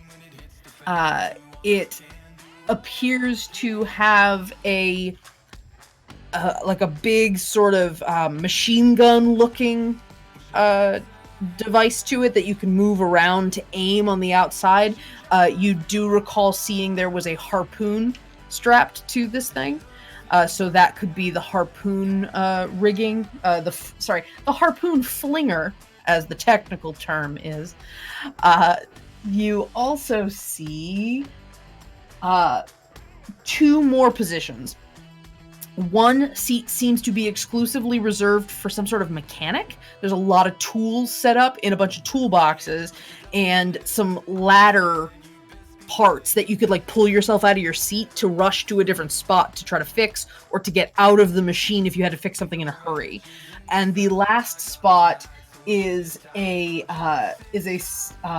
what can only be described as a flamethrower. It is got canisters of what is very likely flammable liquid in very hard, thick containers, and they are just sort of piled up, very uncomfortably piled up next to the seat of the flamethrower area, and it kind of looks like a hamster water thingy. You would like pop it in and it would start dripping into the flamethrower mechanism. So yeah, you've got a harpoon, a helm, a flamethrower, and a mechanics station inside this tormentor. So on the flamethrower and the harpoon station, and then the steering wheel, there are like switches and triggers and things that activate all these things. Correct. I want to try and just mix the wiring around so none of the triggers, they all still trigger something, but not the right thing anymore. Okay. Let me think. That would probably... I'm just gonna assist him any way that I can. I mean, yeah, you just mix them up, right? So almost the exact mirror opposite of what you were doing earlier that day. Yeah. You decide to take the wiring inside this machine and make it all wrong. I want him to try to steer the thing, and it fires the flamethrower, and as they're trying to shoot the spear, it triggers the flips and stuff like that. Okay, I want you both to give me a D20 roll. We're gonna see in the future what you did to this machine. I assume that was very good, Zach. What'd you get, Zach? Sorry, push to talk. 19. I'm not used to that. 19, okay. A close second with an 18. All right. Zach, roll again. 12. Okay, cool. You guys rolled the same result, so I wanted to give you, some variety in what you broke. So, all right, I will note those things. You, Krim, you have an estimation of what you might have done. You think that one of the things that will happen is that it will, if he tries to use one of the Ichor boosts that he has on his side, it will actually, instead of turning it into a gaseous form and pumping it into the engine, it will turn it into a gaseous form and fill the cockpit with opaque black gas. It won't hurt him necessarily. Actually, no, he's a demon. It might actually hurt him. Okay, I can double check. I think the Ichor is only for oozes and fiends and something else. I don't think it's demons. Or devils. Oh, fiends. I guess they're both fiends. So it won't hurt him, but it will obscure his vision when he tries to boost faster. And that's what you assess that your compatriot did with some of the stuff he was fiddling with.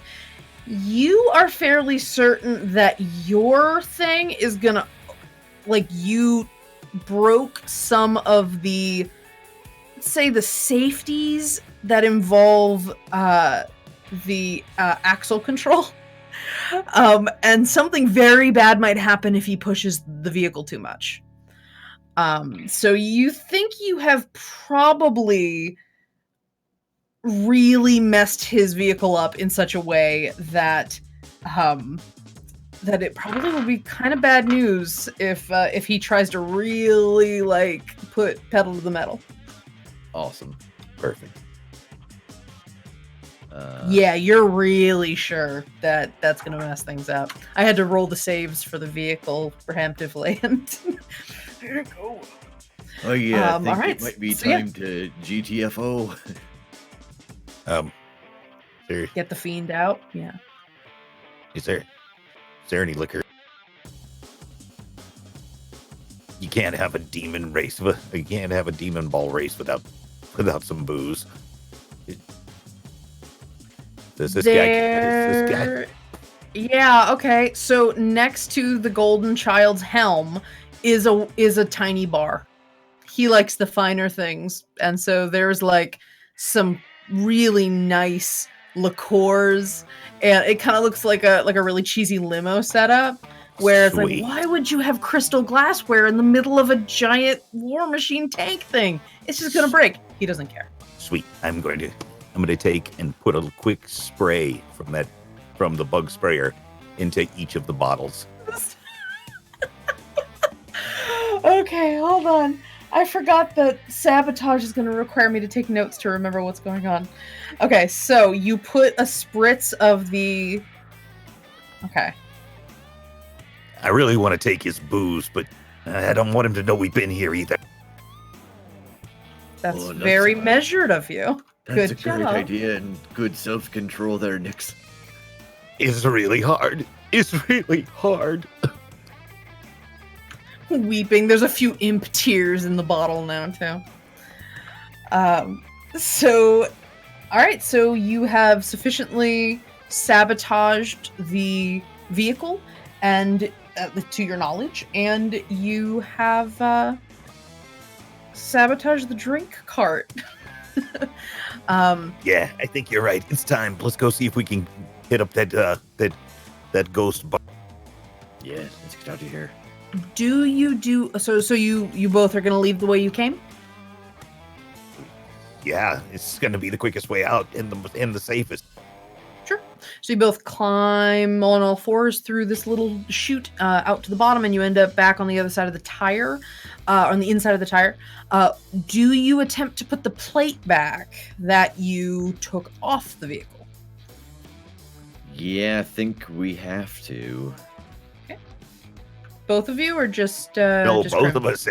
I'm already lifting. All right. So Krim, give me a sleight of hand check with advantage because you are being assisted.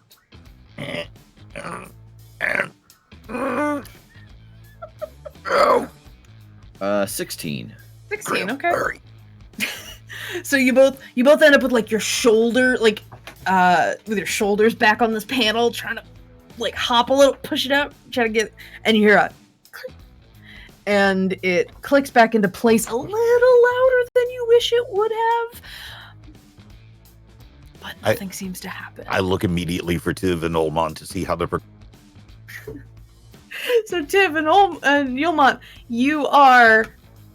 Oh, there's another poke in your back as the pen on the second page. Initials are way worse than signing the whole thing, because he gets it done faster and then pokes again, and like it's like really bad acupuncture. And so you're just like, you're soldiering on. You're doing okay. And sorry. it's just real slow.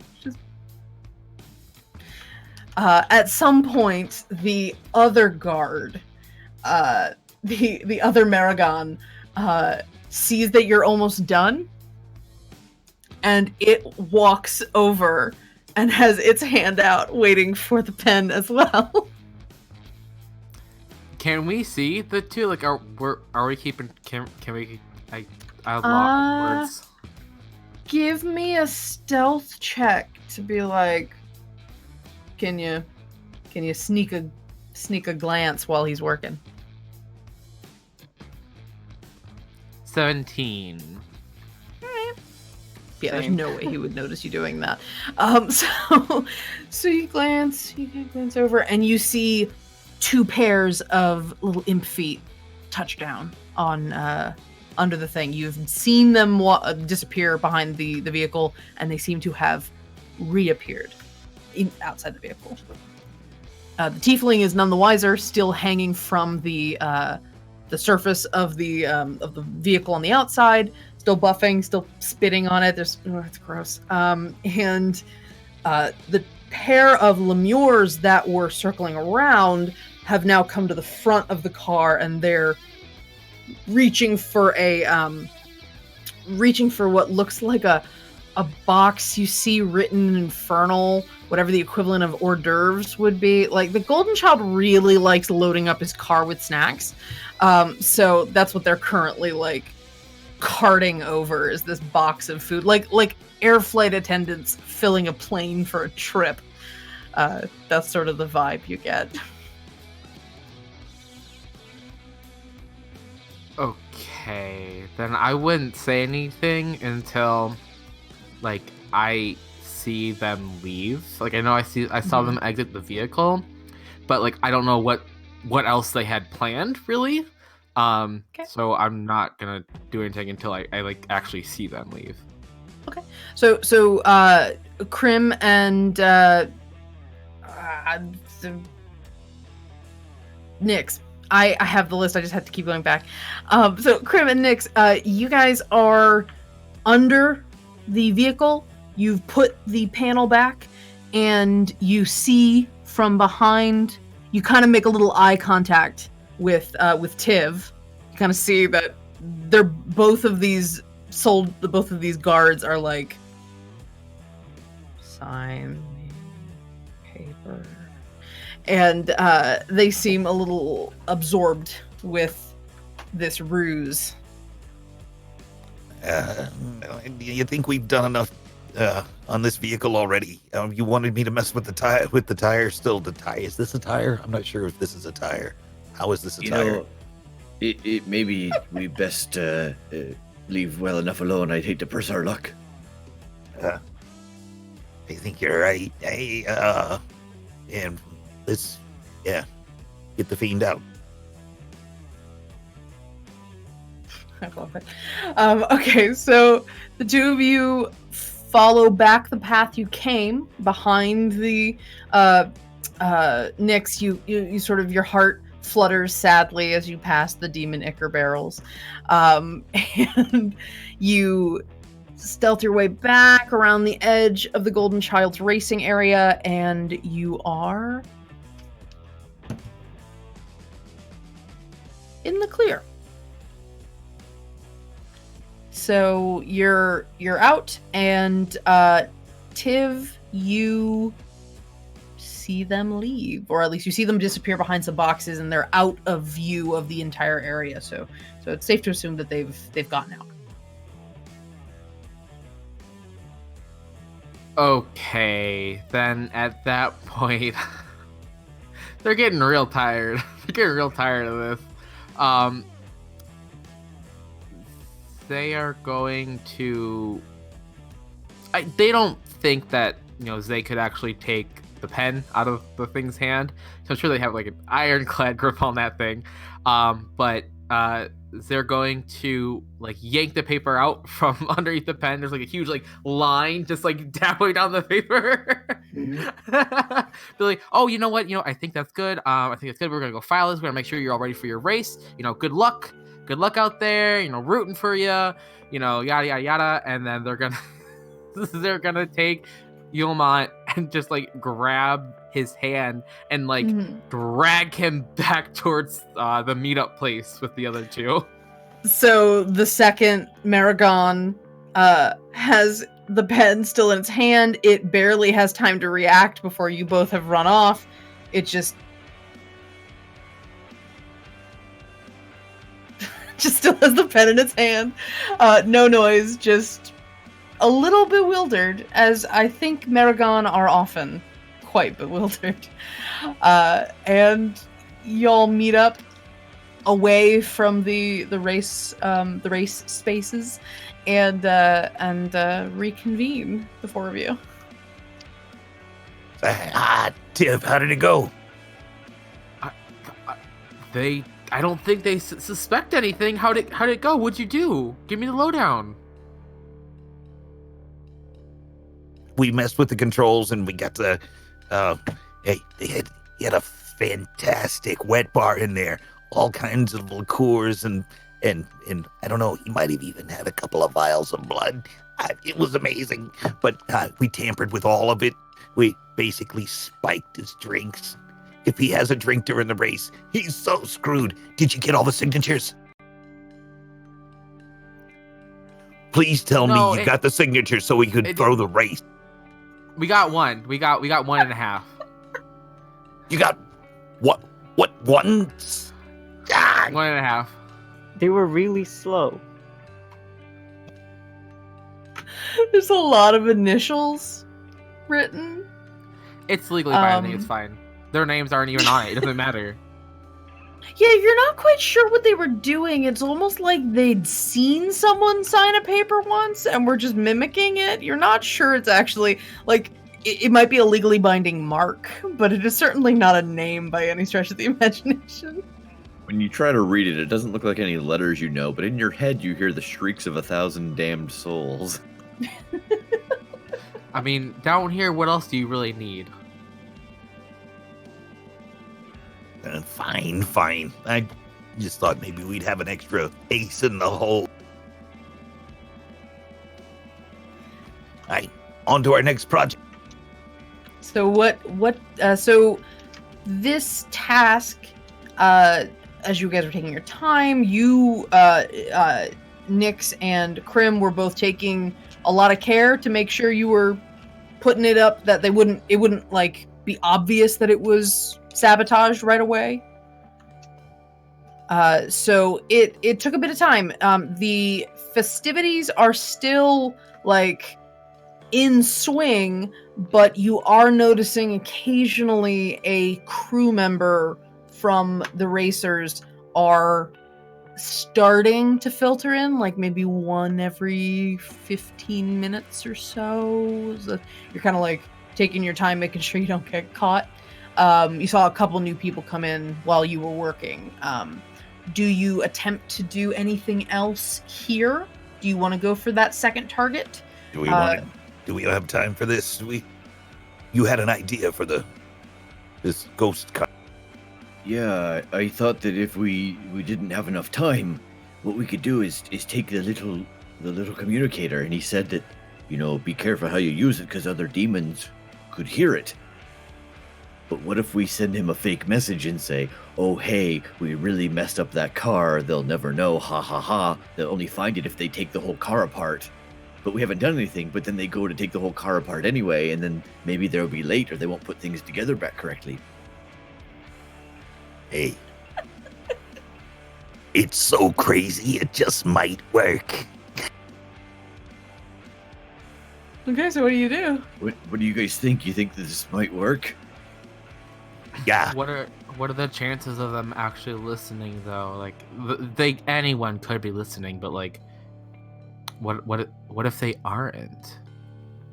Or maybe if we just say it close enough to them, like it's a secret communique, we make sure they hear.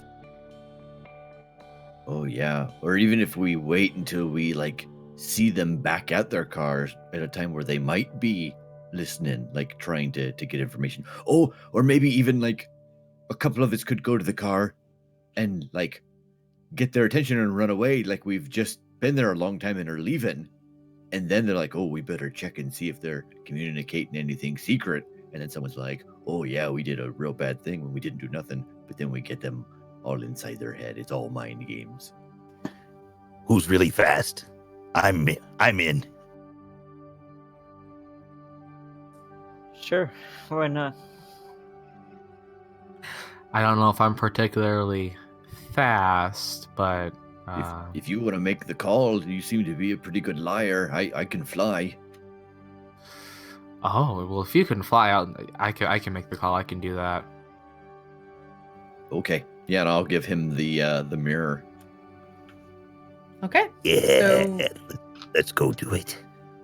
Begin making my way over to the Flimble twins, right? Yeah, the Flimble twins. Flimble twins. I make my way over. And I say that, I do say that because I have no inner monologue. And make my way over to the Flimble twins pit. This will be all too easy, I think to myself. So Nyx and who's going with you? Okay, I'm all by myself. It's fine. It's fine. Does anybody want to go Probably with? fine. Want It's fine. Does anybody want to go Probably with? fine. Nyx purely as distraction, run away, make them think you were doing something, even if you weren't doing it. So we have. Let's just say Yulmont. So Yulmont, Nyx grabs your hand and just like, all right, we're gonna go. And so Krim and Tiv, you're working on the messaging, or or Krim, are you gonna help with the distraction? I can help with the distraction. I think either. Sure, like, you know what to flying up mess high to look and with. see. You might even know what to like do that's really innocuous, but would look like you were doing something bad to the machine. You know where all the bolts are. All right, so the three of you start heading over to the machine for the.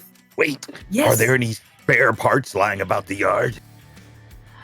Give me an investigation check. I love the train of thought that you're taking. Oh my god, yeah. I just thought of it. Oh, it's just straight. 14. Okay, there are some there's a really large set of handlebars made out of some sort of monstrous horns. They're about your full length in span. There is just a couple of pieces of shielding that kind of look like helmet faces, like a giant's helmet face. They've got slots in them. These are clearly exhaust pieces for the fire to go through when it's fully running. And there's a couple of there's some chunks of wiring, and I grab the wire. I grab the chunks of wiring quickly. All right. So you are scuttling over with a handful of miscellaneous wires. And so as you trying go ahead. to hide it against my chest to say. Sure. All right. So you go to the Flimble twins. The Flimble twins. Their vehicle is horrifying. They are riding in what's called a demon grinder, which is a little bigger. If a tormentor was like the size of a Jeep, maybe a little bigger, a demon grinder is it's like the size of a garbage truck. And it's big. And it is covered in spikes, and it has 6 wheels instead of 4 wheels. But covering this thing are... Let me find a good way to describe this. So there seem to be figures etched into the surface of this vehicle. And these figures are only like the top torso of a humanoid figure. And they're writhing, like they're moving, like they're alive. But as you see, they're kind of... I'm so sorry. They're kind of seeping. What looks to be wax. Almost like they're like melting candles in human form. And there are 4 or 5 of these things mounted onto the vehicle, melted into the gears, melted into the vent system. They're secured all over the surface of this device, this vehicle. And each of these humanoids, they're in different states of like clinging to the side of the machine, or like clenched and tense. And you see that in the shoulder blades of each of these wax figures, there is a barbed sort of like a hand crank that looks very painful for any humanoid. to be there. And you recognize, this would be, definitely Krim would recognize these. These are infernal screamers. And what they do is when an operator cranks that barbed device on the back, it causes the screamer to scream. Wouldn't you think? And it can elicit this horrifying psychic scream that can really mess with people. It can just drive you insane if you're not guarded and careful. And the fact that this device has 5 of these things mounted to it, it definitely makes you think that the Fimble twins rely way more on intimidation and scare tactics with their race style than the other racers. So these things are like writhing around. They seem alive, but they don't seem sentient. They're kind of constantly shifting and like in this terrible, painful expression and this constant slight shifting and movement. It's like a mix between moving like they're melting and a little bit of like the Silent Hill nurses. But they're like dotting this vehicle. And there only seems to be a few lemures slopping across the surface of the floor around this vehicle. There does not seem to be anyone here yet.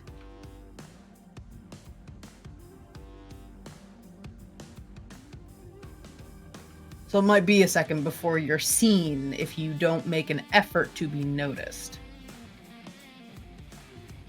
Hey, I don't know if you're feeling frisky, but if someone wants to give one of those cranks a turn, that might get the attention we need. Wait, what cranks? Well, coming out of the back of those, whatever you want to call them, the wax, you don't know. Oh, yeah, those things. I was just thinking it'd be fun to party with those guys. You hear a in one of them. So, wait a minute. What do you do? I just turned the crank. Yeah, no, make a loud noise and I run immediately. We'll see us. I run immediately. I don't make an attempt to hide. I just run straight across, and I'm going to take the handful of wires that I've got and shove it down into the first hole that I can see. Oh, it looks like wires are hanging out, and start turning the crank as fast as I can. Okay, so you have to scurry a little bit up the machine to get to the first mounted screamer. But where there's like a seat, it's really awful. Like there's a seat there behind the screamer, and someone just cranks it like a goddamn monkey on a music box, and you are that monkey. Yeah, indeed I am. So you turn this crank. I need you to give me a strength check. Got to work for your infernal screams. 13. 13.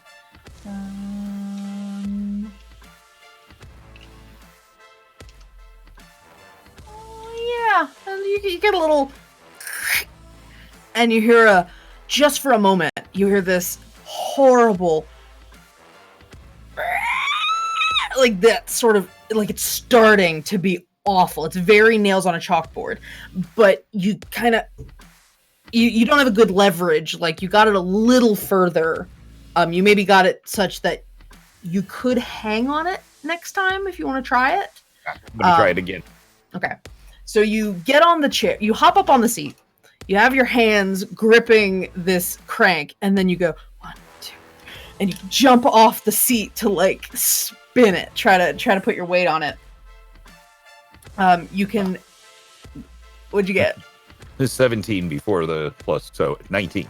All right. So yeah, you get that leverage. It's like you ever use a salad spinner? You got to kind of get it going, and then all of a sudden it's really easy to spin. I'm really beautiful with these metaphors tonight. So you operate the Infernal Screamer. Now, the Gilded, or not the Gilded, the Fimble twins, their section is adjacent to the Gilded Child station. And the Screamer is pointed at the vehicle of the Gilded Child, and you might even say it's pointed at that poor tiefling on the vehicle. So I'm gonna see what happens to this. Oh no. Oh. Okay.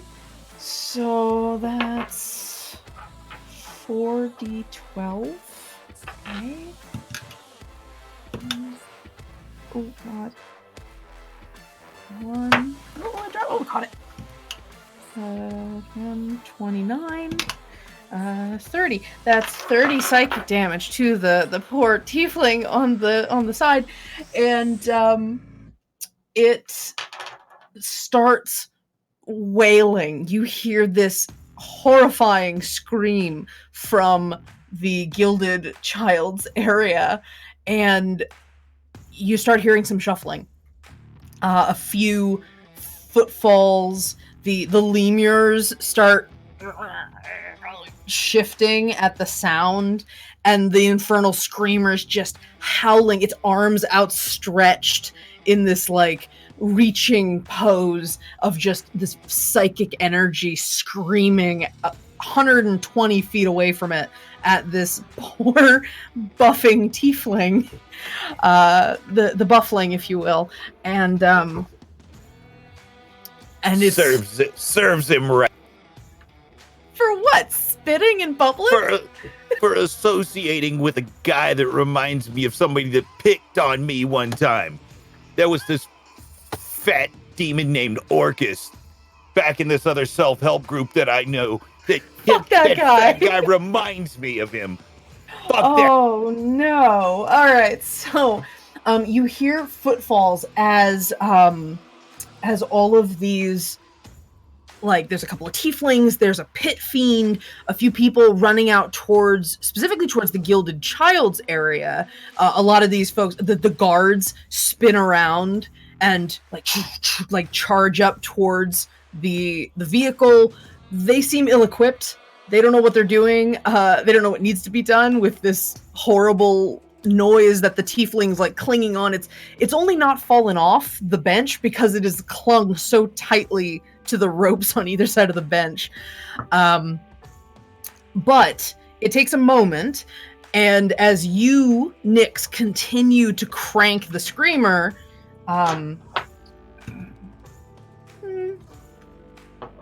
still fails.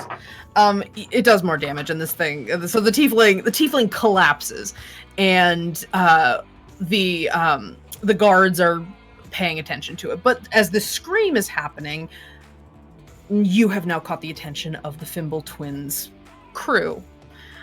You see a couple of very macabre we're talking like some Haunted Mansion rejects coming over, and it's just an assortment of some very ghoulish looking creatures coming up around the corner. There's like literally 3 ghouls, and they look around and they're glancing around. They see Nyx, they see you up in the Screamer seat, and they Did I already focused. dispose of the wiring that I had in my hand, or did I? You said you just climbed up. You could have handed it to Krim. You could have had it in your hand.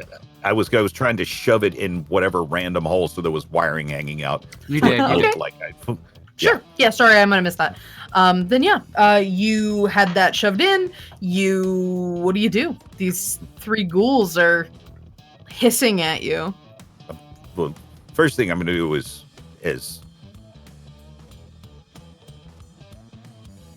How far away are they? Oh, they're probably like 80 feet away from you. They see movement on the vehicle, but Is there a fence around this area, or is it just an open courtyard? there are barricades between the racing zones, or between the race car zones. Then I'm just going to haul ass. It's too far away for me to do anything. So Exit stage left. yeah, I'm out of here. All right, all I've right, created one distraction. Somebody else create another one because I don't know what the hell I'm doing now. I don't know what my- Yeah, what's up, Sorry. Ilmont? What do you do? Where Yulman is standing, are there any like objects or any liquid that he can like kind of pick up and like throw? There's some equivalent of like WD-40. All right, so he's gonna try to just grab that and just kind of run up and like spray at him and then just turn invisible. Spray And at the hopefully ghoul? he can do that. Okay. Yeah. Maybe it can work as a Like the distraction. man! Just spray at them. Okay, give me a, just give me a D20.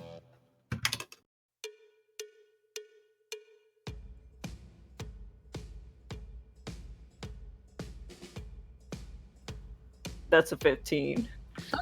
What are the rules of your invisibility? What does it say? Is it like, just as an action you can turn invisible? Yeah, as an action, you can magically turn invisible until your attack or until your concentration ends. So Okay, so it's here's constant- what I'm gonna say happened. They were a little ways away, so you turn invisible with this stuff in your hand. You run at them until you're within what you think is a reasonable range. Then you just go, ah! You spray at them, dropping you just flicker into existence, spraying horrible, like, noxious oil-like substance at these ghouls, and then you flick back to invisibility and run the fuck away. They did not succeed. Oh no. Oh, they all rolled single digits. They did not succeed on their dex saves to not get hit with this stuff. They are going to be blinded for a few moments, howling and hissing, but they did see both of you. So your presence has been noted by the proper authorities. Krim, what would you like to do, if anything? So seeing those ghouls blinded, I'm just gonna take the wrench and slam it against the underside of the car a few times to make it sound like I am tampering with something, and then fly the fuck off. Okay. As you fly off, you see a little bit ahead, down where the ghouls are, a couple more folks are rushing over to this space. One of them seems to be some sort of humanoid, runs, or, like, crawls up the vehicle and, like, is trying to look at what's going on, because as you go up, that scream starts petering out because that burst of psychic energy has faded. And so the infernal screamer was originally very tensely holding its hands out, almost like reaching and longing, and then just kind of collapses onto the surface of the vehicle and just proceeds to continue that just painful writhing. So y'all got away with that. In the meantime, what were you doing, Tiv? You saw all of this happen, so at any point during that, what did you do with the mirror? I almost I want to. It's like we were going to use the mirror to make sure that the twins thought we did something, but now I feel like it isn't even necessary because, like, they know. They know. Okay. Do you So do anything for good measure? I kind of want to, after, like, the scream dies, I kind of want to mimic it just to, like, freak them out again. Like, what the hell else is happening? Okay. All right.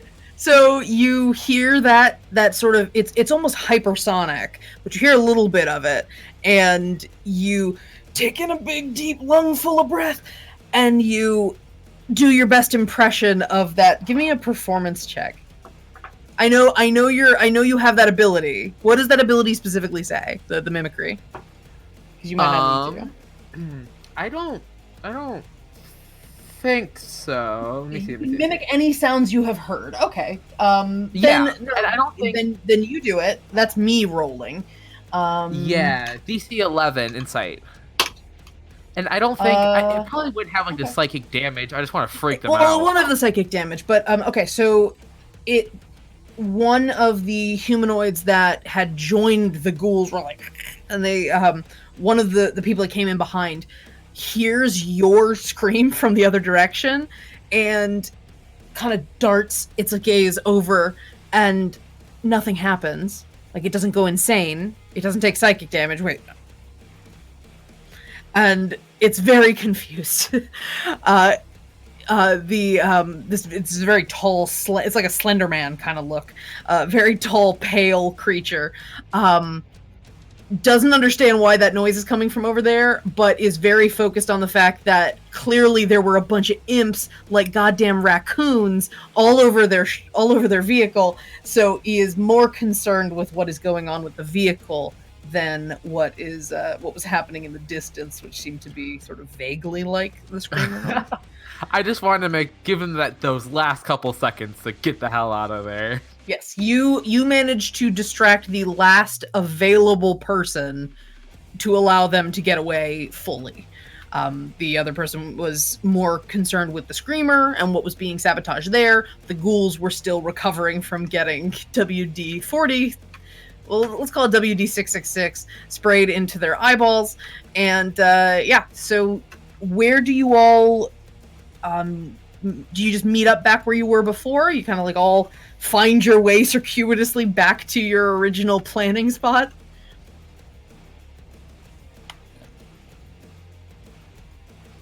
Yeah, meet back at the tent. Actually, yeah, we should go back to the secret meeting place. We should have, like, the secret meeting redux. You know, like the director's cut. The redo? Yeah, let's do it. Let's do it again. Of course, Tim would correct that. The X is silent? Excuse me, there are grammar rules. Despite everything, there are grammar rules. They are binding.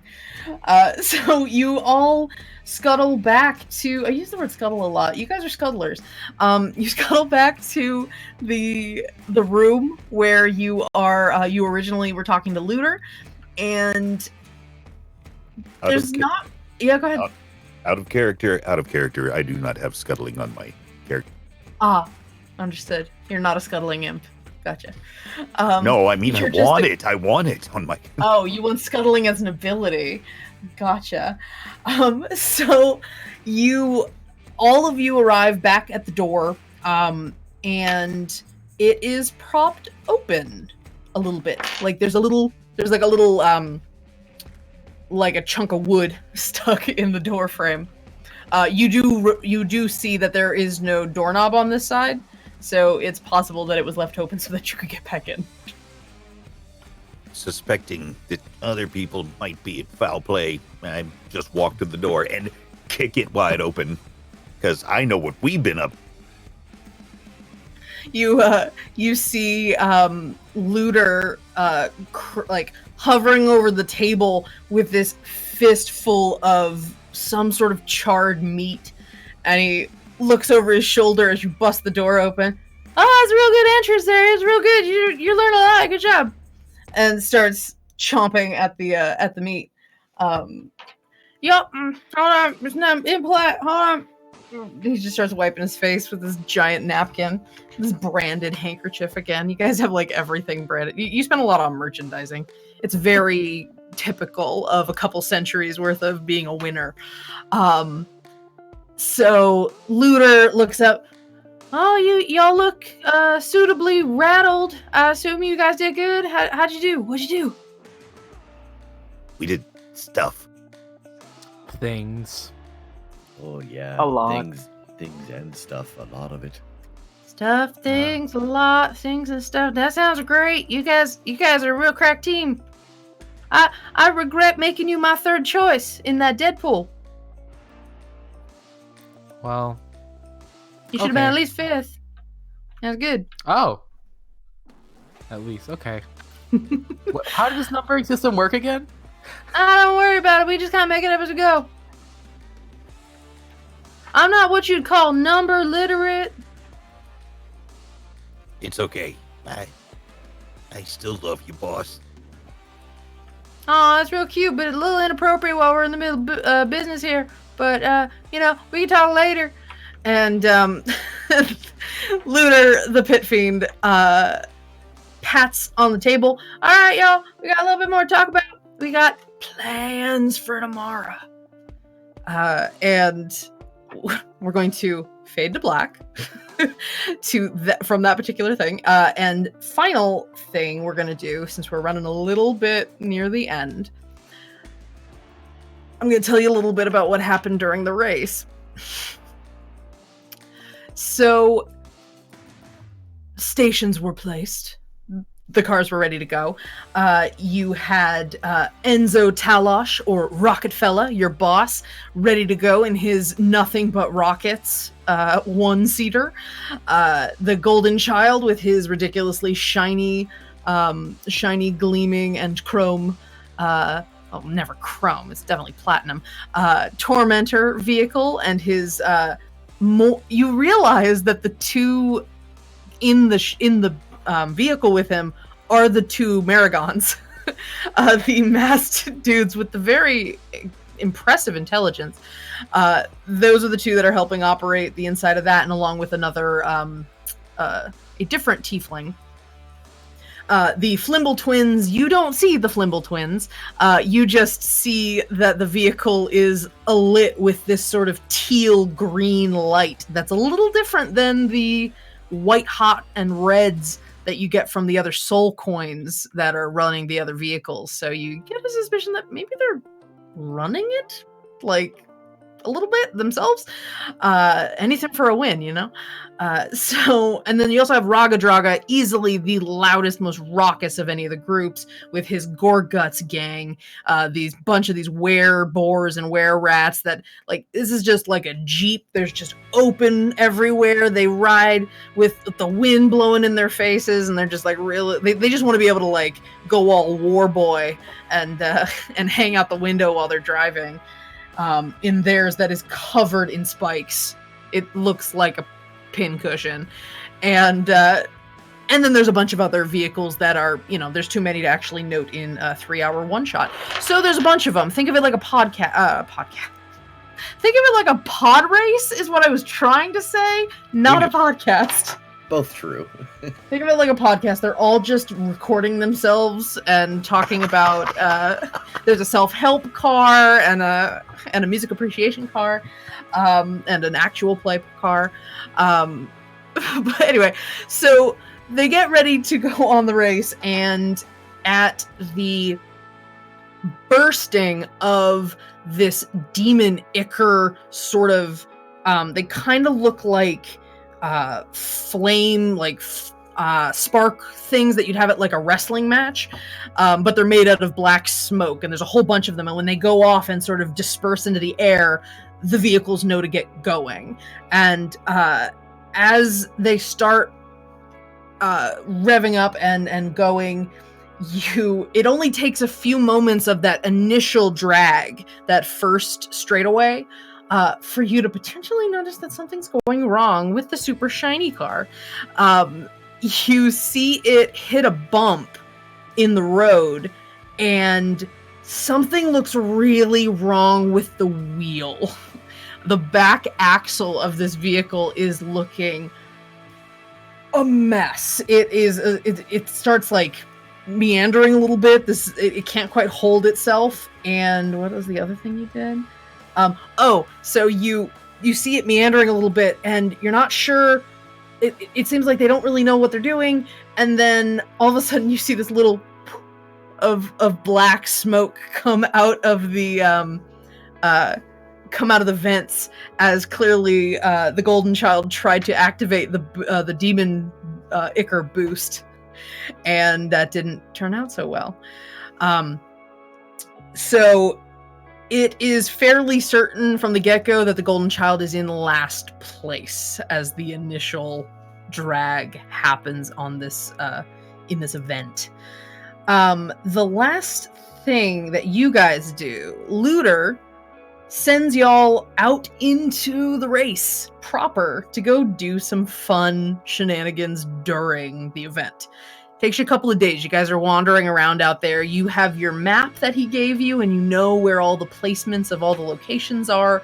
And I would like to know, just for the sake of narration, how... I'm going to give you a couple of options. You ended up at the canyon to collapse this canyon space. And there were a couple of things that you saw there. There were a pair of super big fire giants that were just hanging out near the canyon. There was a few from a team of another race that were they were like basically holding a giant ballista on the top of the canyon, ready to shoot. And it looks like it might have been explosive. This canyon arrow was probably explosive. And then the final thing is, above, there's this airship that seems to be maybe for, like, viewing the race. And it's flying over the canyon. And as you all are exploring the area, you find a remnant of the war buried in the sand, a very large, what could only be described as a anti-aircraft cannon. I'm curious if any of those in particular interest you in order to sabotage the canyon.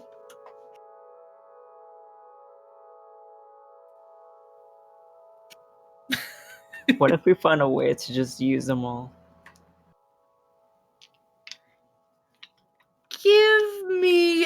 Everyone roll me a d20. Let's let the dice decide how well that goes. That's a 13. 13, okay. And a 9. A 9. 16. Okay. 11. You get to do one of those things. I kind of like the idea of the the cannon, because we're supposed to be sabotage. We're supposed to collapse the canyon, right? Mm-hmm. So, well, you're supposed to stop the other racers from getting through after Rockefeller does. Right. Oh, let's just try to hotwire the cannon. Yeah. Let's see if we can't get this cannon working, and then shoot it at the airship and the fire giant. All right. I want everyone to give me intelligence checks. We're just gonna do group attempts right now. Hey, intelligence is so low, and I got a net 20. What else do we have just to see? Synthetic 20. Alrighty. 16. 16. I have never heard that before. Synthetic 20. I've heard that. I've heard dirty 20. Yeah, dirty 20. I've heard that. I've never heard synthetic 20. That's a Cyborg 20. All right, so you all scramble. It's sort of it's beautiful. It's a cinematic, like right at the end, like the bomb is ticking down to 2, 1, and you manage to hotwire this very whatever hotwiring would be with an ancient arcane thing. You manage to get this anti-aircraft artillery working just enough, and the 4 of you push just enough to get lined up with that blimp. It's like the Goodyear. We'll call it the bad year blimp. And you fire off this cannon that seems to be firing some sort of, again, like soul hellfire kind of thing. Like it had a couple more shots in it. And you manage to, let me see. You hit part of the you kind of hit the cockpit off of this blimp. It doesn't fully blow up the blimp, but it is just enough that it starts sailing very gently into the canyon. And let me see real quick. quick how Rocketfella does, because he's ridiculous. Yeah, Rocketfella is fine. He has his triple demon Ichor boost engines that he turns on as he sees this thing going, and does that, like, again, very Millennium Falcon, right from under this blimp as this blimp starts sinking lower. And wouldn't you know it, something that inflates and flies meeting things that are powered by fire might be a bad combination. Let's end our story with the fact that the Demonball run of this year it certainly went out with a bang. One of the more notable seasons this year. In fact, you've set a precedent for sheer carnage, to be honest. You get personally thanked by Rocketfella, this really grotesque, rasping lich with giant aviator sunglasses, and thanking you for your service with a wink. Partly because it's going to take some time for the warlords to recollect their racing teams. You might have started a couple turf wars in the process of all of this, but that's just the cost of doing business here. And Looter is very, very proud of you. He sheds a tear, and Looter's like, we gotta get you guys here next year. You guys are just like crack team. That's pretty great. All right, let's get out of here. Catch a ride, and he gets you a you guys get a ride in the Rocketfella's machine as you all leave for the season. And that is Demonball Run. I assume Brilliant. that we fade out. It's like a couple days later, and it's the four of us sneaking into one of the big cars, and Zem pulling out the coin that they have and just sliding it into the slot. Oh yeah, that's the end. That's the after credit sequence. Is that moment? All right. So that is the end of our tale. Thank you all for tuning in. This was the 8th of 12 one-shots we're running throughout the month of October for the newest D&D supplement, Baldur's Gate: Descent into Avernus. Thank you again to Will Crossweight for our amazing intro theme song. You can find him on Twitter at Crossweight Music. And please check out our sponsors, World Anvil and Die Hard Dice. They are both tremendously generous to us, and we are so proud to be partners with them. We're going to, I believe, choose our winner for our contest, which I forgot to mention in the middle of the stream. We're going to see check chat to see if you've won. We're going to run that, and if I see it, I'll announce it on air. Let's go around and really quick. Let's quick introduce ourselves. Once again, I am Angela McCain. My pronouns are she, her. You can find me at darling_gypsum on Twitter and all over the place. I'm a role player here on Nerdsmith, and this was my second streamed one-shot that I've ever done. So that's the fun fact about me. Everybody go around, introduce yourselves, and tell people where they can find you. And if you want, share a fun fact about yourself. Okay, Sorry. I'll go ahead and We'll do it the way we did before. Go ahead, Zach. We'll go. I am Zach Meow on Twitter at Zach Meow. I'm running a music contest right now. Find me at Zach Meow on Twitter. I'm doing a custom music giveaway. I'll write a theme song for your TTRPG character, group, stream, or whatever you want to use it for. If you're a writer and want to use it for a book promo, whatever. On top of doing the voice acting stuff, I'm also have been a music writer and composer for years, and I would love to do one for you. Come find me on Twitter, and hey, let me write a theme song for you. Zach's awesome. Highly recommend it. And real quickly before we move on, I'm going to steal one more second of time to say thank you, Angela. That was so much fun. You did such a great job. I loved it. This was the silliest thing ever. I'm so happy. It was amazing. It was amazing. And you're a brilliant storyteller. Thank you. Oh, thank you so much. Gain inspiration. All right, Franz, introduce yourself. Hey, I'm Franz. I use he, him pronouns. I don't know. I'm on another show. It's called The Land Above. It's great. I play Tabaxi Wild Mage Sorcerer. I love her a lot. Her name is Ghost. You can find me on Twitter at Oblivion's Price. And check it out. I do a lot of fun stuff. I talk about school if you're into that. If you're into school? Yeah, if you're into like just me slamming on academics. You crazy kids and your crazy slang. Vaxus, would you like to introduce yourself? Yes. Hi, my name is Adam. You can find me on Twitter, Instagram, and Twitch with Vax's art. I'm a concept artist and I play games. So if you're interested in that, be cool. This was a lot of fun. It's my first time in an actual campaign, so I had a lot of Thank you. And Rev, would you like to please introduce yourself to the fine people? Yes, I am Rev. I am the host and DM of the Crit Show, an actual play podcast where we play Monster of the Week and other Powered by the Apocalypse games. I am he, him. You can find me on Twitter at Rev Deshane.